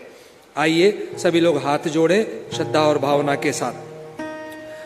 परम पूज्य गुरुदेव और वंदनीय माता जी के श्री चरणों में हम नमन करें। वे हम सबको श्रद्धेय भैया के माध्यम से दीक्षा का आशीर्वाद प्रदान करेंगे। सभी लोग हाथ जोड़ें। पूज्य गुरुदेव वंदनीय माता जी के श्री चरणों को नमन। ओम गुरुर्ब्रह्मा गुरुर्विष्णु गुरुरेव महेश्वरः गुरुरेव परब्रह्म तस्मै श्री गुरवे नमः। अखण्डमण्डलाकारं व्याप्तं येन चराचरं तत्पदं दर्शितं येन तस्मै श्री गुरवे नमः। मातृवत् लालयित्री च पितृवत् मार्गदर्शिका नमोस्तु गुरुसत्तायै श्रद्धा प्रज्ञायुता चया श्रद्धा प्रज्ञायुता चया। ॐ मायातु वरदे देवी त्र्यक्षरे ब्रह्मवादिनी गायत्री छन्दसां मातः ब्रह्मयोने नमोस्तुते। ॐ श्री गायत्र्यै नमः। सर्वेभ्यो देवशक्तिभ्यो नमः। आवाहयामि स्थापयामि ध्यायामि। भाई और बहनों, गुरु दीक्षा में जिस चीज की आवश्यकता पड़ती है उसका नाम है श्रद्धा और विश्वास। श्रद्धा और विश्वास के साथ आज नए साधक भी संकल्प लेंगे और दीक्षा लेने के बाद आपको क्या क्या करना होगा 2 शब्द संभवतः भैया का आशीर्वाद हमको मिलेगा। तो आज नए और पुराने सभी लोग संकल्प लेंगे। दीक्षा का संकल्प भी बाद में होगा, लेकिन आप अभी दोहराएं हाथ जोड़कर। बोलिए, हम गायत्री महाविद्या में दीक्षित हो रहे हैं। उसके अनुरूप भावनाएं बना रहे हैं। पूज्य गुरुदेव का, वंदनीय माता जी का प्राण, तप और पुण्य हमें प्राप्त हो रहा है। हम उसे अपने अंदर धारण कर रहे हैं। अब श्रद्धेय डॉक्टर चिन्मय पंड्या जी हम सबको मंत्र दीक्षा संपन्न कराएंगे। आप सब लोग दोनों हाथ ऐसे करें सामने, हाथों को जोड़ लें, उंगलियों में उंगलियां फंसा लें, अंगूठे सामने कर लें और ये हाथ अपने सामने इस प्रकार कर लें। इस प्रकार कर लें। दोनों अंगूठों पर, एक अंगूठे पर नाखून पर गुरुदेव, एक पर वंदनीय माता जी का दर्शन करें। आंखें खुली हो। शांति अभिसिंचन का जब मंत्र बोला जाएगा तभी आप अपनी आंखों को हटाएंगे और हाथों को जोड़ेंगे तो गुरुदेव माता जी का दर्शन करेंगे। श्रद्धेय भैया के श्री चरणों में प्रार्थना है आप खंड खंड में गायत्री मंत्र आपके श्रीमुख से दें तो हम सब अभिभूत हो जाएं, हम सब धन्य हो जाएं। श्रद्धेय भैया। धन्यवाद नरेंद्र भाई साहब। एक क्षण के लिए अपने हाथों को दोबारा से खोल लें। इस दीक्षा का जो मूल अभिप्राय है उस विषय पर मैं कुछ बोलना चाहता हूँ, फिर क्रम यहीं से संपन्न हो पाएगा। 2 ही 3 बातें हैं जो मूल्य की हैं। पहला तो ये कि ये वो क्षण है जिस क्षण में हम लोगों का जो अकाउंट है वो सीधे भगवान के साथ खुल रहा है। आपका जॉइंट अकाउंट यदि गांव के दुकानदार के साथ खुले तो जितने उसके पास पैसे हैं उतने आपको मिल जाते हैं। टाटा बिरला के साथ खुले तो जितने उनके अकाउंट में हैं उतने मिल जाते हैं। और भगवान के साथ जब खुलता है तो जितनी भगवान के पास संपदा है, विभूति है, शक्ति है, ताकत है, उन सब के अधिकारी हम लोग बन जाते हैं। ये वो क्षण है जब आपके साथ भगवान अपने अकाउंट को खोलने जा रहे हैं। और जो भगवान के साथ अकाउंट खोलने की शर्त है, हम बैंक में जाएं तो बैंक वाला पूछता है आपका आधार कार्ड कहाँ है, आपकी पिछली हिस्ट्री बताइए। वैसे ही भगवान भी एक ही चीज़ पूछते हैं कि जब दीक्षा का अवसर आया तो तुमने दिया कि नहीं दिया। क्या नहीं दिया? दी इच्छा। हमें हमारी इच्छा को भगवान को सौंप देना है, अपने आप को पूरी तरह से भगवान के आगे समर्पित कर देना है। आज के बाद न हमारी अपनी कोई इच्छा, आज के बाद न हमारा अपना कोई आग्रह, आज के बाद न हमारा अपना कोई संकल्प। गीता में भगवान कहते हैं सर्वारंभ परित्यागी सर्व संकल्प विसर्जिता। जिसने सारे आरंभों का त्याग कर दिया, सारे संकल्पों का विसर्जन कर दिया, वो भगवान का भक्त हो जाता है। अब तो हम लोग वो टेस्ला की ऑटो पायलट में आ गए, गाड़ी के ऊपर नियंत्रण उनका है, स्टीयरिंग चला वो रहे हैं, कहाँ ले जाना है ये वो बेहतर जानते हैं। इस क्षण के बाद हमारे जीवन के ऊपर हमारा अधिकार नहीं रह जाता, भगवान का हो जाता है। और इसके जो अनुशासन है, उन अनुशासनों में एक ही है, भावना की दृष्टि से हमारे जीवन में उपासना, साधना, आराधना अनवरत चलें, और कर्म की दृष्टि से समयदान और अंशदान की जो परंपरा है उसका अक्षुण्ण पालन करें। समय यहाँ पर अल्प है तो उनकी विवेचना तो संभव नहीं, पर हर उस व्यक्ति से जो दीक्षा को पहली बार ले रहे हैं उनसे यही प्रार्थना करेंगे कि इन नीति नियम अनुशासनों का, व्रतों का पालन हम लोगों से गंभीरता से हो सके, ऐसी प्रार्थना हम लोग आज के दिन करते हैं। हमारे जीवन का सबसे महत्वपूर्ण अवसर है, सबसे ज़्यादा अलौकिक और दिव्य अवसर है। इस मंत्र को यहाँ से कहने का क्रम नरेंद्र ठाकुर जी भाई साहब और हम लोगों की संगीत की टोली के माध्यम से संपन्न होगा। उसके पीछे की पृष्ठभूमि के विषय में यही दो बातें थी जो महत्वपूर्ण थी स्मरण करने के दृष्टि से।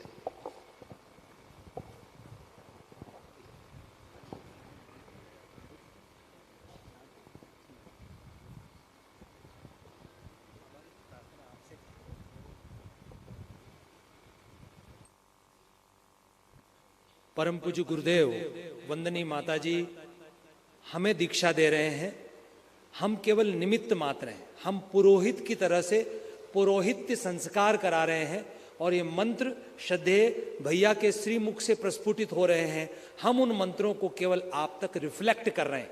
आप सब पुनः दीक्षा की मुद्रा में आ जाएं, हाथ को सामने इस प्रकार कर लें, अंगूठे सामने, कमर सीधी, गर्दन सीधी, दोनों हाथ दीक्षा की मुद्रा में, हृदय के पास दोनों हाथ हों, आंखों की दृष्टि अंगूठों के नाखूनों पर हो, एक पर गुरुदेव और एक पर माता जी का ध्यान, आंखें खुली,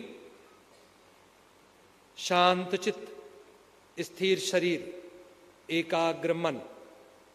आपके अंतस में गुरुजी माता जी अपनी चेतना का अंश उतार रहे हैं। जब दीक्षा होती है तो सद्गुरु अपने शिष्य को अपने प्राण का एक अंश देते हैं और शिष्य के पाप और ताप गुरु लेते हैं और शिष्य को महान बनाते हैं। हमारे साथ साथ खंड खंड में मंत्र दोहराएंगे। मंत्र दीक्षा श्रद्धेय भैया के श्रीमुख से हो रही है, हम खंड खंड में मंत्र को दोहराएंगे। जैसा बोला जाए उसे आप रिपीट करते चलें। आंखें खुली हुई, कमर गर्दन सीधी, शांत चित्त, स्थिर शरीर, एकाग्र मन। अंगूठों पर गुरुजी माता जी का दर्शन करें, हृदय में महसूस करें हम सबकी चेतना में गुरुदेव के महाप्राण का एक अंश उतर रहा है। हमारे साथ साथ दोहराएं, बोले ओम भूर्भुवः स्वः तत् सवितुर्वरेण्यं भर्गो देवस्य धीमहि धियो यो नः प्रचोदयात्। ओम भूर्भुवः स्वः तत् सवितुर्वरेण्यं भर्गो देवस्य धीमहि धियो यो नः प्रचोदयात्। ओम भूर्भुवः स्वः तत् सवितुर्वरेण्यं भर्गो देवस्य धीमहि धियो यो नः प्रचोदयात्। ओम भूर्भुवः स्वः तत् सवितुर्वरेण्यं भर्गो देवस्य धीमहि धियो यो नः प्रचोदयात्। ओम भूर्भुवः स्वः तत् सवितुर्वरेण्यं भर्गो देवस्य धीमहि धियो यो नः प्रचोदयात्। अब आपके ऊपर भावों से जल का सिंचन हो रहा है। आप महसूस करें आपके ऊपर देव शक्तियाँ गंगा जल, पंच तीर्थों, पंच सरोवरों का जल बरसा रहे हैं और आपको आशीर्वाद दे रहे हैं। ओम आपो हिष्ठामयो भुवः तान ऊर्जे दधातन महेरणाय चक्षसे। ओम यो वः शिवतमो रसः तस्य भाजयते हनः उशतिरिव मातरः। ओम तस्मा अरंगमामवो यस्य क्षयाय जिन्वथ आपो जन यथा च नः। गुरुदेव माता जी को हाथ जोड़कर प्रणाम कर लें। अब व्रत धारण होगा। सभी लोग ऐसे हाथ कर लें।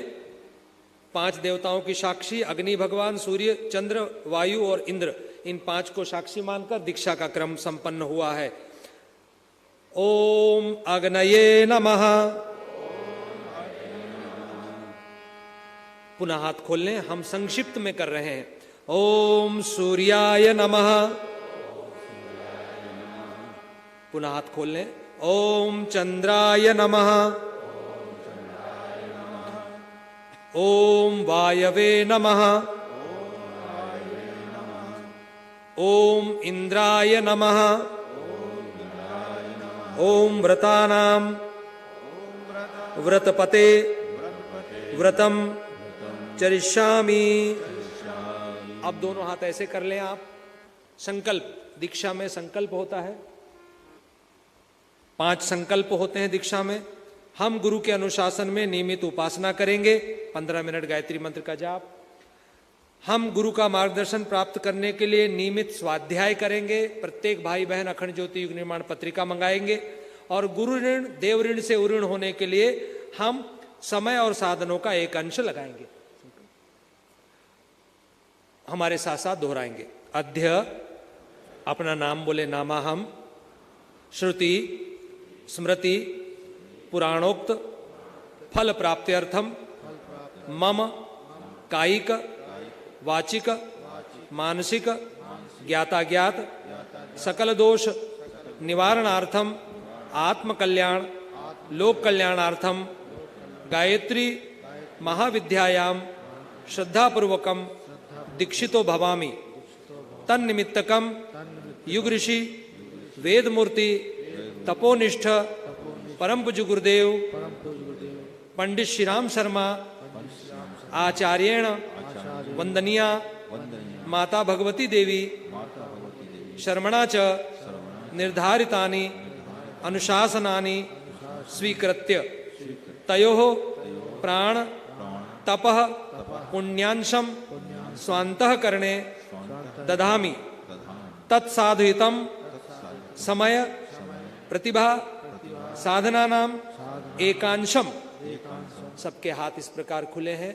समयदान, अंशदान, नियमित गायत्री उपासना, नियमित सूर्य अर्घ, नियमित स्वाध्याय और एक बुराई छोड़ने का संकल्प हम करेंगे।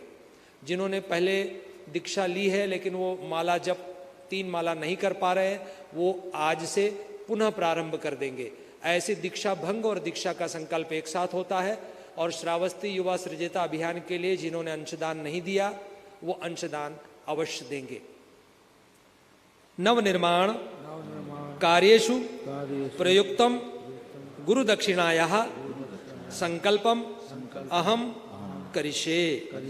माथे से लगा ले और ऐसा भाव करें कि आपके हाथ में अक्षत पुष्प रुपया अंश श्रद्धा रखी है, बाद में गुरुदेव के चरणों में आप चढ़ा देंगे। अपनी दीक्षा का ये क्रम यहाँ पर संपन्न होता है। हम प्रार्थना करेंगे श्रद्धेय भैया से कि इस दीक्षा के ऊपर 2 शब्द का आशीर्वाद प्रदान कर दें, तत्पश्चात दीक्षा का क्रम संपन्न हो जाएगा।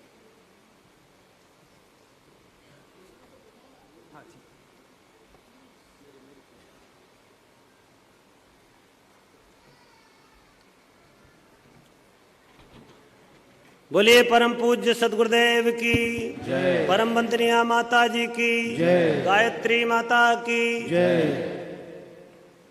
हमारा ये प्रांतीय युग सृजेता समारोह श्रावस्ती अभी पूर्णता की ओर है। एक छोटा सा कार्य, एक छोटी सी रिचुअल और बची हुई है। हम सबके बीच में सम्माननीय भैया उपस्थित हैं और चूंकि ये धारा, ये प्रक्रिया निरंतर चलनी है, इसलिए इस क्रम को निरंतर आगे बढ़ाना है। आपने जो संकल्प लिए, ये युग सृजेता समारोह का विजन आपने तैयार किया है कि वंदनीय माता जी की शताब्दी तक हम क्या क्या कार्य कर लेंगे। कुछ काम वार्षिक हैं, कुछ काम माता जी की शताब्दी तक आपको करना है। उन सारे कार्यों को, जिनमें रचनात्मक, साधनात्मक, प्रचारात्मक, संगठनात्मक सभी कार्य हैं, उनमें जो सर्वप्रथम कार्य आपने लिया था, जिसे आप लगभग 2 वर्ष से निरंतर गुंजायमान कर रहे हैं, वो है सुपर 50 यूथ ग्रुप। हर जिले से न्यूनतम 50 सुपर यूथ तैयार करना। हम हीरक मंडल बनाना चाहते हैं। हमने निर्णय किया था कि हम अपने प्रदेश से 5000 युवाओं को निकालेंगे। ऐसे सृजनशील, सद्भावना संपन्न, समयदानी और प्रतिभाशाली युवा जो इस महान देश के लिए, अपनी संस्कृति, सभ्यता, अपने धर्म के लिए, इस महान युग निर्माण योजना के लिए अपना समय, अपना प्रभाव, अपना पुरुषार्थ, अपना धन लगा सकें। तो ऐसे 5000 युवाओं को तैयार करने का संकल्प आपने लिया है। ये जो आपने संकल्प किया, उसमें 6340 ऐसे युवा जोड़ने का संकल्प आपने किया है। और जोड़ने के लिए लगभग 1058 प्रवासी तैयार करेंगे, जो घूम घूम करके इस प्रकरण को आगे बढ़ाएंगे। और एक दिवसीय 1079 आप सत्र आयोजित करेंगे। आपका जो प्रथम कार्य है विजन का, वो है 50 हर जिले से 50 युवाओं को जोड़ना, हीरे जैसे चमकते हुए युवाओं को खोजना, उनको प्रशिक्षित करना, उनको साधक बनाना, उनको संघबद्ध करना और मिशन की इस महान योजना में उनको नियोजित करना। तो ये काम आपको करना है। आने वाले 30 जून तक, 1 जनवरी से 30 जून तक आप 6 महीने के भीतर हर जिले से, हमारे 75 जनपद हैं, 75 के 75 जनपदों से 50-50 युवाओं की न्यूनतम टोली खड़ी हो जाना चाहिए। अभी ये सुपर 50 ग्रुप है, इसको पूर्ण कर लेंगे तो फिर सुपर 100 की बात करेंगे, 50 और जोड़ेंगे और वंदनीय माता जी की शताब्दी तक हमारे 7500 युवा हम उत्तर प्रदेश से मिशन के कार्य में नियोजित करेंगे, ऐसा संकल्प लेंगे। हमारे पास इस कार्यक्रम को देखकर और लगभग 1 वर्ष से इसकी चल रही प्रक्रिया को देखकर, कोरोना के बाद से ही हमारे अनेक क्षेत्रों से बहुत सारी मांग आई। कई हमारे युवा भाइयों ने, क्षेत्र के हमारे संगठन के भाई बहनों ने ये रिक्वेस्ट की कि हमको ये कार्यक्रम दिया जाए। तो अलग अलग क्षेत्र से ये मांग आई है। उन सब का अलग अलग विचार विमर्श और मंथन चिंतन करने के बाद सम्माननीय भैया ने एक क्षेत्र को, उत्तर प्रदेश में अगली जो युग सृजेता शिविर के आयोजन को, अगला आयोजन कहाँ होगा, इसका उन्होंने तय किया है। मैं प्रार्थना करता हूँ भैया से उस स्थान का नाम घोषित करें जहां पर अगला प्रांतीय युग सृजेता समारोह संपन्न होगा। आदरणीय भैया।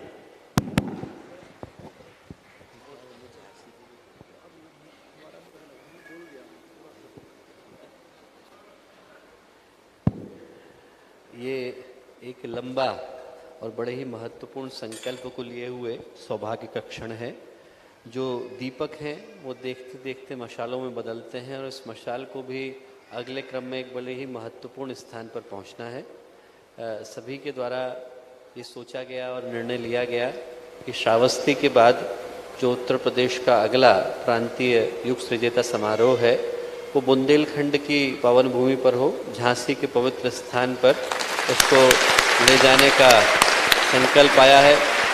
झांसी को वैसे तो अनेकों वरदान प्राप्त रहे, रानी लक्ष्मीबाई की भूमि रही, पर झांसी को जो सबसे बड़ा वरदान प्राप्त रहा वो ये रहा कि उस अकेले स्थान पर गुरुदेव 17 बार गए। 17 बार झांसी पर गुरुदेव का चरण पड़ा और उस जगह को सौभाग्य मिला। तो इस बार पुनः उसी ऊर्जा के साथ झांसी में ये मशाल पहुंच रही है और उसके बाद अन्य जो जगहों से भावनाएं आई हैं, बुलंदशहर से आई है, अन्य जगह से, उसको आगे के वर्षों में उसको लिया जा सकता है। इस आने वाले वर्ष का संकल्प झांसी के लिए जा रहा है। झांसी की हम लोगों की टीम को आह्वान है, आमंत्रण है कि वो स्टेज पर आकर उस मशाल को यहाँ से ग्रहण कर लें। बोलिए युगाधिपति महाकाल की। हमारे झांसी के प्रमुख भाई आए और भैया के कर कमलों से मशाल ग्रहण करें। 5-10 लोग आ जाइए, ज्यादा नहीं। आइए गोयल जी भाई साहब, जो निरंतर पिछले 10 दिन से इसके लिए रात दिन कार्य कर रहे हैं। आपके युग सृजेता शिविर की रीढ़ की हड्डी, इस पर्दे के पीछे का जो जादूगर है वो हमारे गोयल जी हैं। गोयल जी भाई साहब पधार रहे हैं, कृपया आए अपनी टीम के साथ में और भैया से मशाल ग्रहण करेंगे। आदरणीय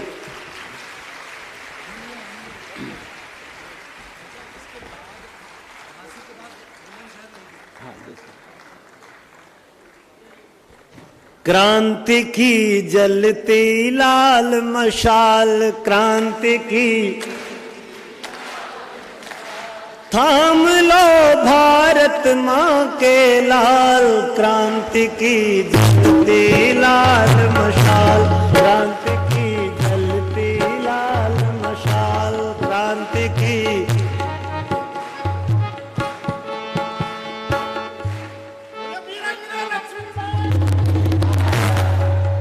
ये देखिए जो मशाल जहां जा रही है वो बुंदेलखंड क्षेत्र है। ये जहां मशाल जा रही है वीरों की भूमि है। वीरांगना क्या कहें, वो तो एक अद्भुत कृति थी भगवान की, महारानी लक्ष्मीबाई, जिनके शौर्य और साहस ने पूरे देश को जागृत किया था। उस क्षेत्र को ये मशाल जा रही है। मशाल क्या मांगती है इसका पत्रक आपको दे दिया जाएगा कि आप पूरे वर्ष भर क्या क्या कार्यक्रम चलाएंगे। चरणबद्ध तरीके से जो जो कार्यक्रम होने हैं उन कार्यों की पूरी सूची हमारे इन भाइयों को हम उपलब्ध कराएंगे। मशाल क्या मांगती है इस नाम से आपको बाद में ये पूरी व्यवस्था, आपका पूरा पत्रक एक आपको दिया जाएगा।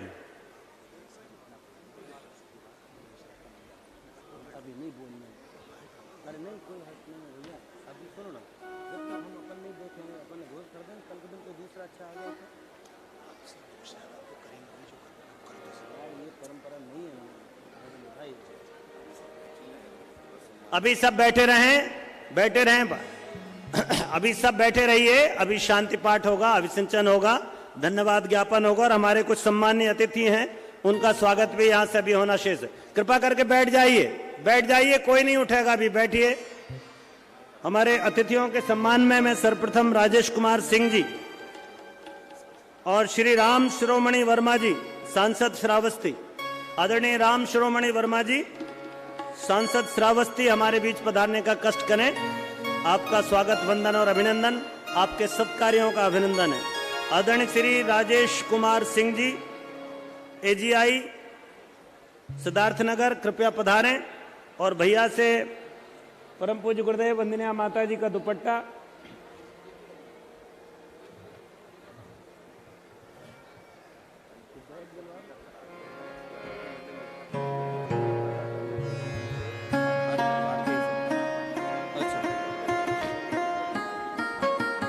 आदरणीय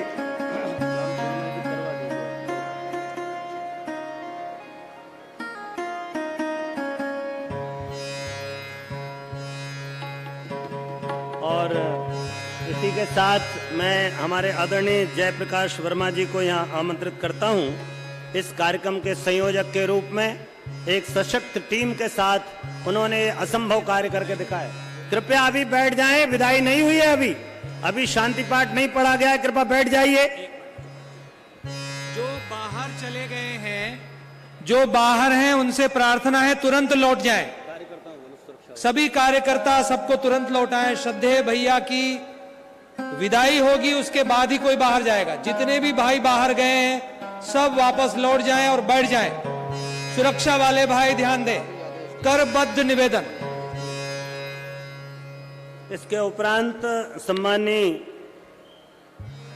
रोहित यादव जी, एसडीएम इकोना, कृपया मंच पर पधारें। हमारे बीच में आदरणीय दिनेश जी, डीएसओ श्रावस्ती, उनसे भी निवेदन है, कृपा करके मंच पर आ जाएं।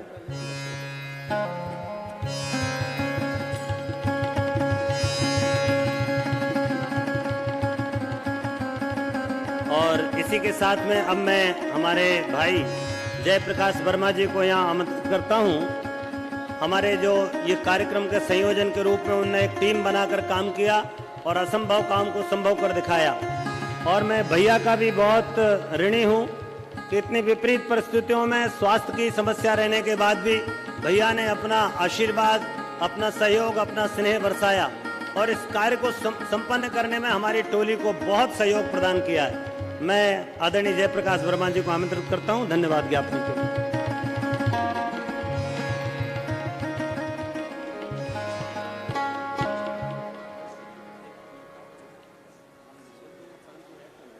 प्रांतीय युग संहिता समारोह की सफलता में अपना तन मन धन सब कुछ अर्पित करने वाले उन समस्त पूरे उत्तर प्रदेश के युग संहिताओं का मैं हार्दिक आभार ज्ञापन करता हूं।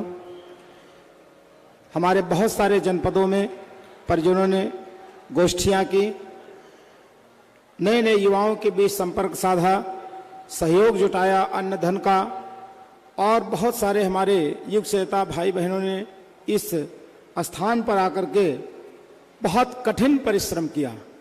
जिस स्थान पर आप बैठे हैं इसके एक एक इंच में गंदगी थी।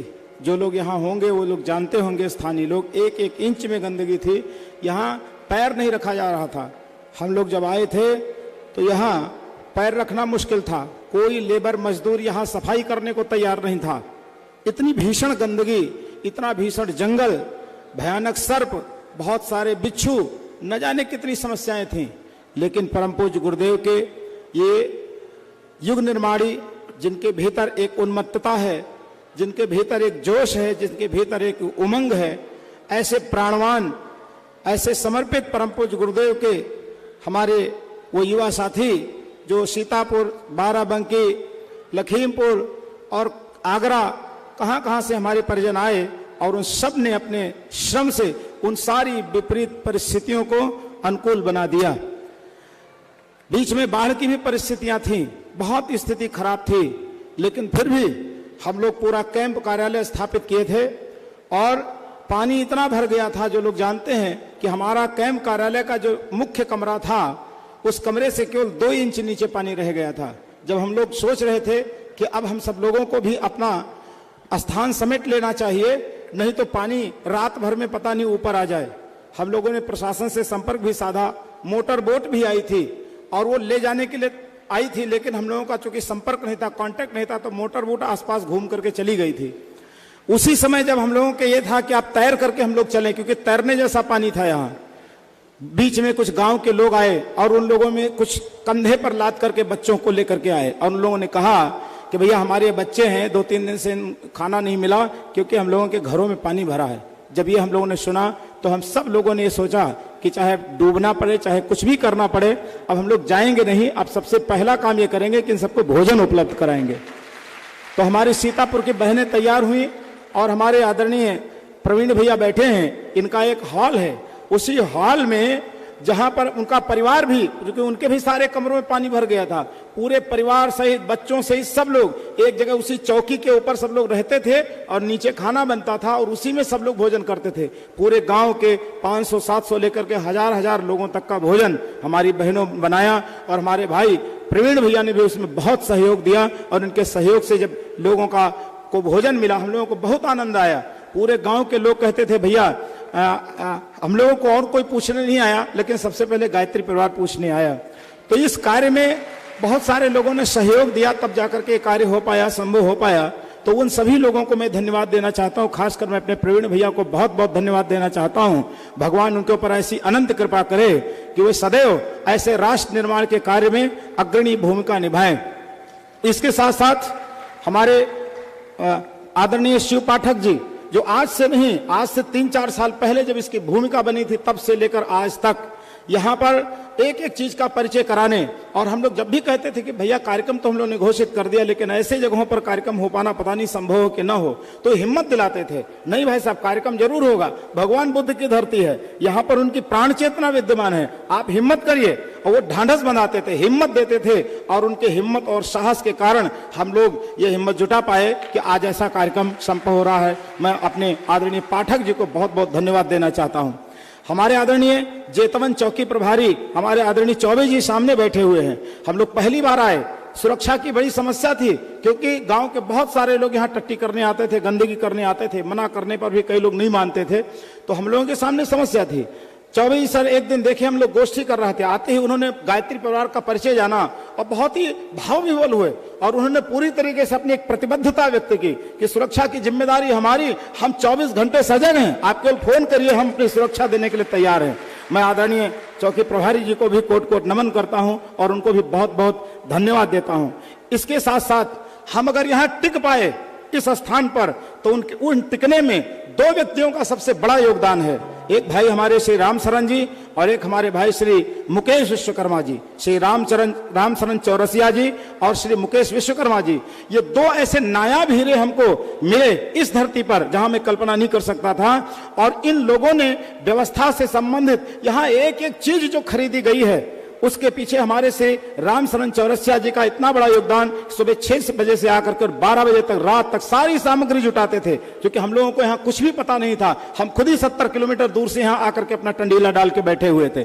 तो इन 2 लोगों के कारण जो है ये कार्यक्रम संभव हो पाया। मैं इन 2 लोगों के भी पुरुषार्थ को बहुत बहुत नमन करता हूँ और परम पूज्य गुरुदेव से प्रार्थना करता हूँ कि आप जैसे नायाब हीरे हमारे हर युग सृजता कार्यक्रम में मिलें, जिससे हमारे इस कार्यक्रम में कोई समस्या ना आए। इसके साथ साथ हमारे पूरे उत्तर प्रदेश से, चाहे अंबेडकर नगर जिला रहा हो, चाहे हमारा उन्नाव जनपद रहा हो, ऐसे कई सारे जिले हैं जिन लोगों ने मिल करके बहुत सहयोग जुटाया और बहुत संबल दिया हम लोगों को। इतने बड़े कार्यक्रम को करने की क्षमता हम सबके भीतर नहीं थी, लेकिन ये कुछ कार्यकर्ता कुछ जनपदों के ऐसे थे जो बार बार कहते थे भैया हिम्मत नहीं हारिएगा, हम लोग जैसा कहेंगे वैसा करने के लिए तैयार हैं। तो उनके उस हिम्मत दिलाने की बात को भी मैं नमन करता हूं, उन्हें धन्यवाद देता हूं कि आप सब लोग, बाकी और जनपदों के लोगों से भी मैं आह्वान करता हूं, जब भी कभी ऐसा बड़ा उत्तरदायित्व कोई भी हाथ में ले तो हम सबको हिम्मत जरूर जुटाना चाहिए, हम सबको जरूर उनका साथ देना चाहिए। नहीं कुछ कर सकते हैं तो कम से कम अपना भावनात्मक संबल तो दे ही सकते हैं, इससे भी बहुत बड़ा प्रयोजन पूरा होता है, व्यक्ति के मन स्थिति टूटने से बचती है। तो ऐसे बहुत सारे लोग हैं, अनगिनत नाम है, सबका नाम तो मैं यहाँ ले नहीं सकता, इतना समय नहीं है। कार्यक्रम हुआ, सब लोग आए, इतनी बढ़िया व्यवस्थाएं बनाई गई, हमारे सारे युग निर्माणियों ने अपने पसीने की बूंदें गिराई। आप सबकी व्यवस्था जितना भी संभव हो सका था, पूरा प्रयास किया गया था कि हम आपको बहुत अच्छी व्यवस्था दें, लेकिन फिर भी बहुत सारी कमियां रहीं, बहुत सारी त्रुटियां रहीं, जिससे आपको कष्ट सहना पड़ा। ठंडी में मैं उन सबके लिए आप सबको प्रणाम करता हूं और प्रयास करता हूं आप सब हमारी भूलों गलतियों के लिए क्षमा करेंगे। सभी को प्रणाम, धन्यवाद।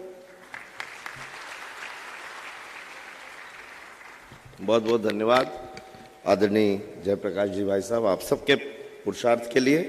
मैं साथ में अब प्रार्थना करूंगा, जिन लोगों का भी आपने उल्लेख किया उन सभी सहयोग करने वाले लोगों का मैं एक एक नाम लेता रहूंगा, वे मंच पर आते रहेंगे। ये बात ध्यान रखिएगा, जिनका नाम लिए जाएगा वही आएंगे। आदरणीय भाई साहब उनको परम पूज्य गुरुदेव का आशीर्वाद और उन परम पूज्य गुरुदेव का साहित्य भेंट करेंगे।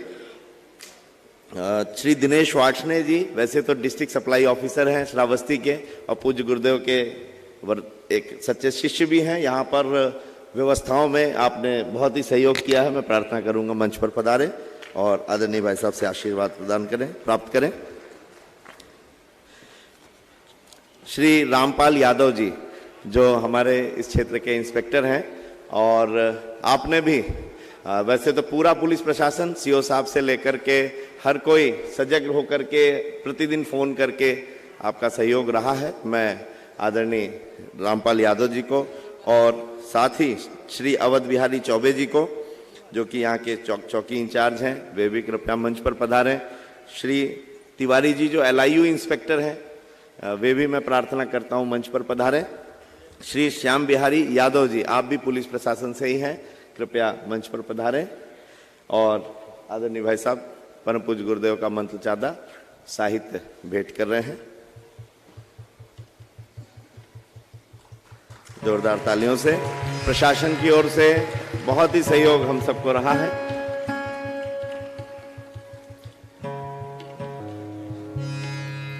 आदरणीय श्री रामपाल यादव जी, उसके बाद आदरणीय श्री तिवारी जी, LIU इंस्पेक्टर हमारे बीच में हैं। बहुत पॉजिटिव रिपोर्ट हमेशा प्रशासन को आपने इस कार्यक्रम के लिए भेंट की।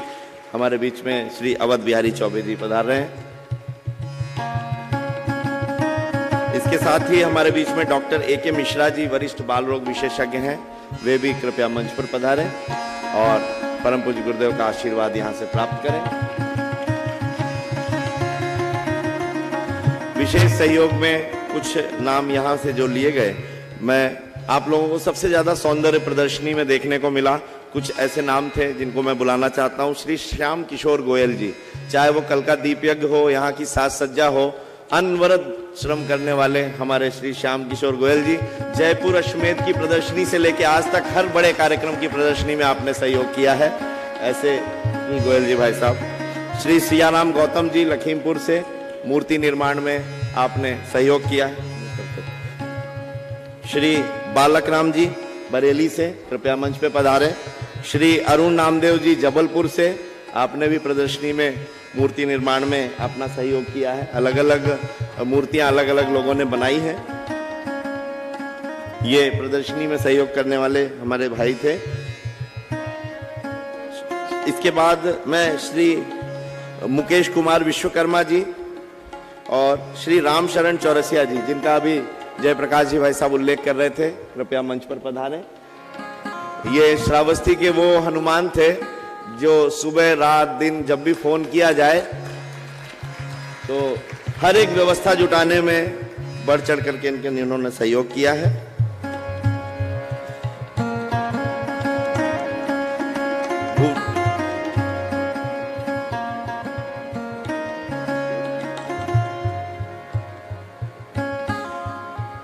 इसके साथ में कुछ हमारे, मैं जयप्रकाश जी भाई साहब को प्रार्थना करता हूं कि मेरे पास आ जाए। कुछ लोग यहाँ हमारे बहुत विशेष मीडिया के क्षेत्र से जिन्होंने सहयोग किया था। श्री भुवनेश्वर वर्मा जी, दैनिक जागरण से, श्री शिव कुमार पाठक जी और श्री पारितोष वर्मा जी, कृपया मंच पर पधारें।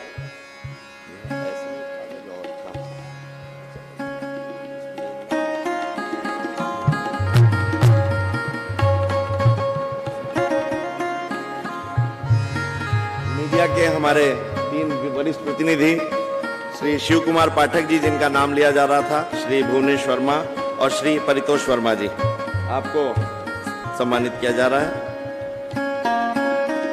जिनके परिसर में हम लोग 1 माह तक निवास किए, श्री प्रवीण बौद्ध जी, वर्मा मंदिर के, कृपया मंच पर पधारें। और बहुत सारी व्यवस्थाएं आपने हमें उपलब्ध कराई, कृपया मंच पर पधारें। यहाँ के कोटवा श्री मंगरू प्रसाद जी, आप भी कृपया मंच पर पधारें।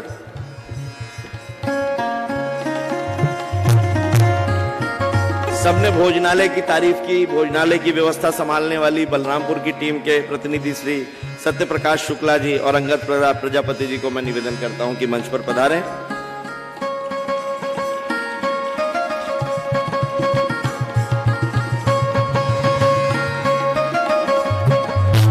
सत्य प्रकाश शुक्ला जी, श्री अंगद प्रजापति जी।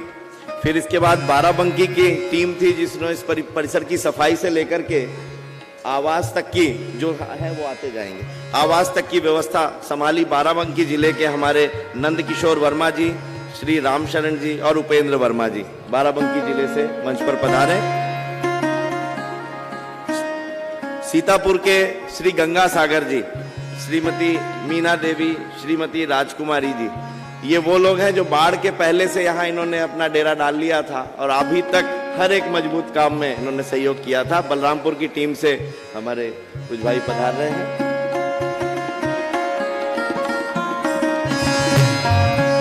श्री गंगा सागर जी, श्रीमती मीना देवी जी, श्रीमती राम कुमारी जी, इसके साथ में लखीमपुर की कुछ बहनें थीं जो इनके साथ में सहयोग में थीं, श्रीमती कमला देवी जी, जिन्होंने पूरे 1 महीने तक भोजनालय चला करके यहाँ पर लोगों को, कार्यकर्ताओं को, यहाँ तक कि हर एक व्यक्ति को जो श्रमदान में आता था उनको भोजन कराया।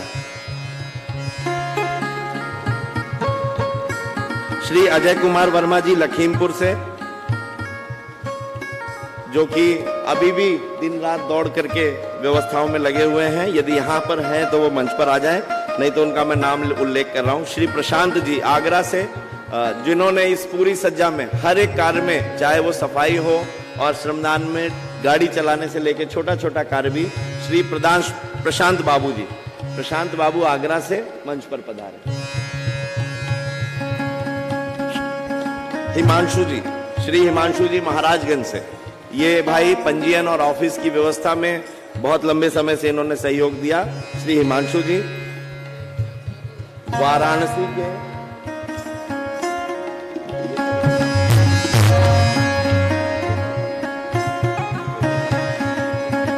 श्री हिमांशु जी, श्री हिमांशु जी वाराणसी के, श्री ओमविंद जी, ये प्रतिनिधि के रूप में आ रहे हैं। वैसे पूरी वाराणसी की टीम ने काम बहुत मेहनत का किया है। श्री ओमविंद वाराणसी के यहाँ पर पधारे, श्री ओमविंद जी। श्री जगराम विश्वकर्मा जी बस्ती के, इन्होंने भी पूरे 1 महीने का समयदान दिया, जगराम विश्वकर्मा जी, और यहाँ पर व्यवस्थाओं में, कार्यालयीन व्यवस्था में पूरा सहयोग जगराम विश्वकर्मा जी का था। बहुत बहुत जोरदार तालियां। श्री सूर्य प्रकाश त्रिपाठी जी बहराइच के, किशन भाई हमारे आईटी की पूरी व्यवस्था, ऑनलाइन पंजीयन और हर कार्य देखने वाले किशन वर्मा, हमारे सांस्कृतिक कार्यक्रम के भूपेंद्र पाठक जी जौनपुर के, हमारे मंजीत भाई सहारनपुर के, जिन्होंने पंजीयन की व्यवस्था में सहयोग किया। मंजीत भाई या सहारनपुर के कोई भी भाई जो इनके साथ पंजीयन की व्यवस्था में थे, वे कृपया पधारें। और 2 लोग सहारनपुर के हमारे भाई आए और पंजीयन की व्यवस्था में जो सहयोग किया उनको आभार। सहजराम वर्मा जी सीतापुर से, कृपया पधारें।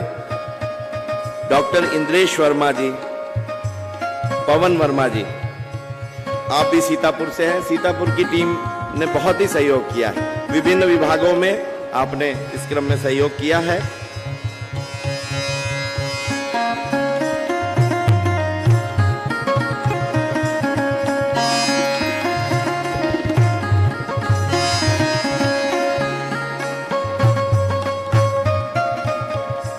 वैसे तो बहुत सारे नाम हैं, बहुत सारे सहयोग हैं, कुछ नाम हो सकता है त्रुटि बस मुझसे छूट भी गए हों, मगर एक बार जोरदार तालियों से हम सबका अभिवादन करते हैं जिन्होंने इस क्रम में सहयोग किया। भले ही वो भूमिका गिलहरी की रही हो, हनुमान की रही हो, सबका अभिनंदन।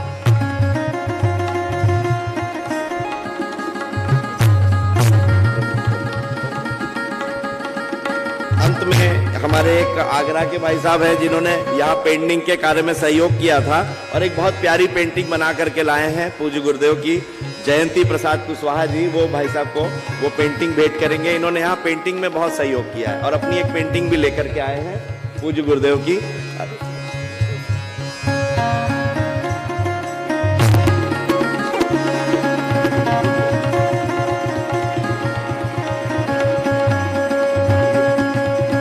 पेंटिंग श्री जयंती प्रसाद कुशवाहा जी।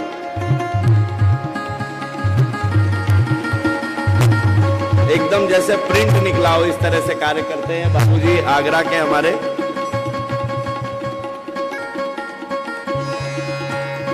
ये आदरणीय भाई साहब को भेंट की और एक सबसे महत्वपूर्ण जिम्मेदारी निभाने वाले हमारे श्री गुड्डू सिंह जी भाई साहब सुल्तानपुर के, जलकल की और निर्माण की पूरी व्यवस्था देखने वाले श्री गुड्डू सिंह जी, हनुमान की तरह से डटे रहने वाले अभी भी कहीं किसी कार्य में ही होंगे, यदि वो आसपास हो तो कृपया पधारें।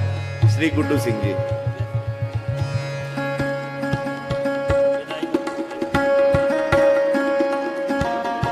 अब हमारी आयोजन समिति के सदस्य तैयार रहें। आयोजन समिति के श्री जयप्रकाश वर्मा जी, श्री मान सिंह जी,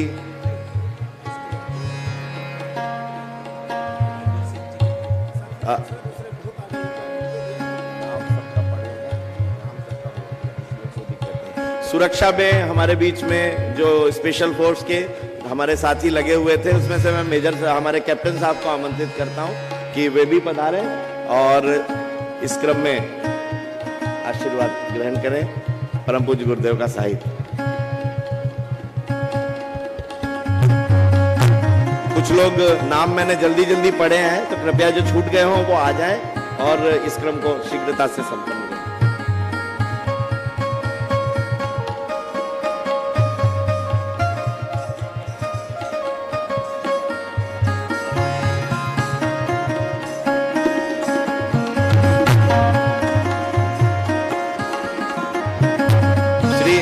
त्यागी जी वे भी पधारे। सुरक्षा की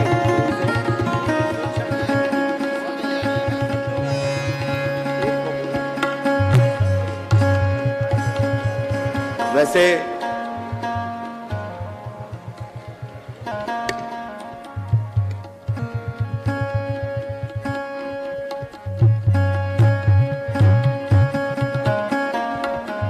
आयोजन समिति के सभी हमारे भाई श्री प्रभाकर सक्सेना जी, अतुल जी, श्री जयप्रकाश वर्मा जी, ये सभी एकत्रित होकर के आदरणीय भाई साहब की विदाई का क्रम बनाएं।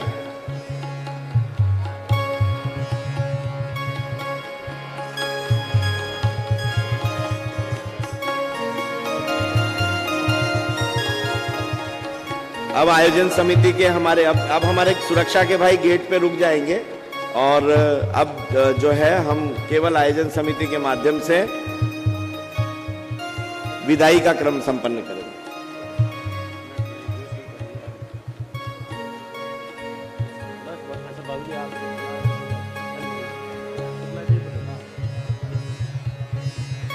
बोलिए गायत्री माता की, यज्ञ भगवान की, वेद भगवान की, सत्य सनातन धर्म की, भारतीय संस्कृति की, भारत माता की।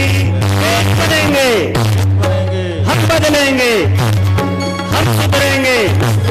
ज्ञान यज्ञ की लाल खुशाल, ज्ञान यज्ञ की ज्योति जलाने, नया सवेरा नया उजाला। जन्म जहां पर, अंत जहां का, वस्त्र जहां के, वह है प्यारा भारत प्यारा। देश की रक्षा कौन करेगा? युग निर्माण कैसे होगा?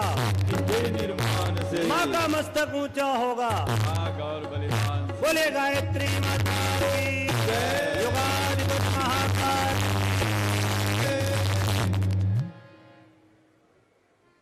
और अब विदाई के क्षण हैं। आदरणीय कैलाश तिवारी जी भाई साहब विदाई के लिए आ जाएं। हमारे गुड्डू भैया आइए, विदाई के क्रम में आ जाइए।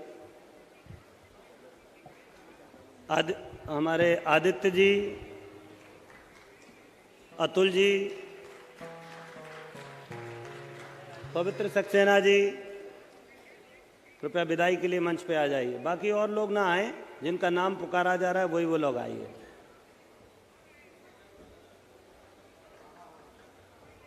भैया को भगवान बुद्ध की ध्यानस्थ प्रतिमा भेंट की जा रही है शांति कुंज के लिए।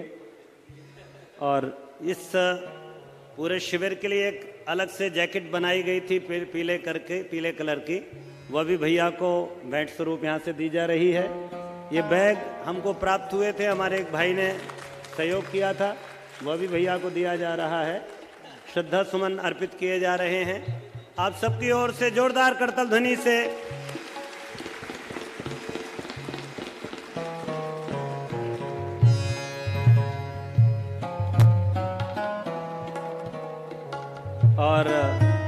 इसके साथ ही हमारे संगीत की टोली को भी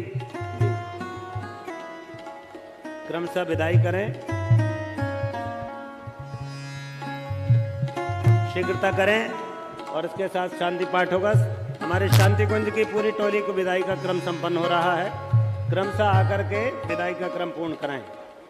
आदरणीय जयप्रकाश जी, आदरणीय पवित्र जी, शांति कुंज की टोली की विदाई करें। और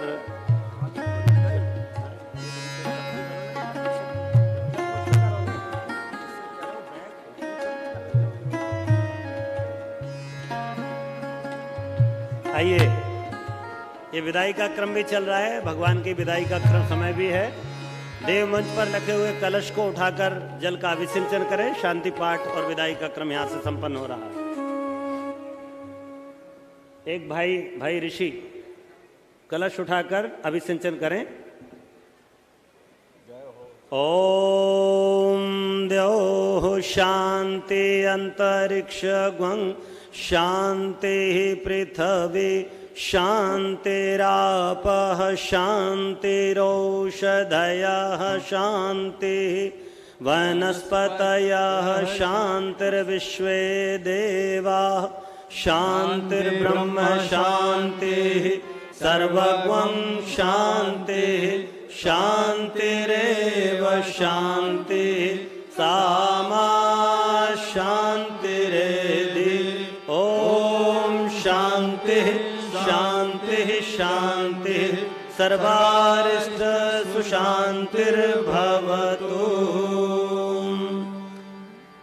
वर्ष 2023 का कार्यक्रम झांसी को मिला है और वर्ष 2023 के अंत में या 24 के प्रारंभ में हमारा एक क्षेत्रीय कार्यक्रम पश्चिमी उत्तर प्रदेश के लिए हमारे बुलंदशहर को दिया जा रहा है। भैया की तरफ से आदेश हुआ है, बुलंदशहर को एक कार्यक्रम जो क्षेत्रीय कार्यक्रम होगा उसकी यहाँ से स्वीकृति प्रदान की जा रही है। भगवान की विदाई कर दें। यान्तु देवगणा सर्वे पूजा मादाय माम किम इष्टकाम संवर्धितुम पुनरागमनाय च। आप सभी को युग सृजताओं को सभी को विदाई है। एक बार पुनः मिलने के लिए हम विदा ले रहे हैं और फिर से झांसी की वीर भूमि पर हम एक बार फिर से सब लोग मिलेंगे। बहुत बहुत धन्यवाद, बहुत बहुत आभार। सभी को बहुत बहुत मंगल कामनाएं, शुभकामनाएं।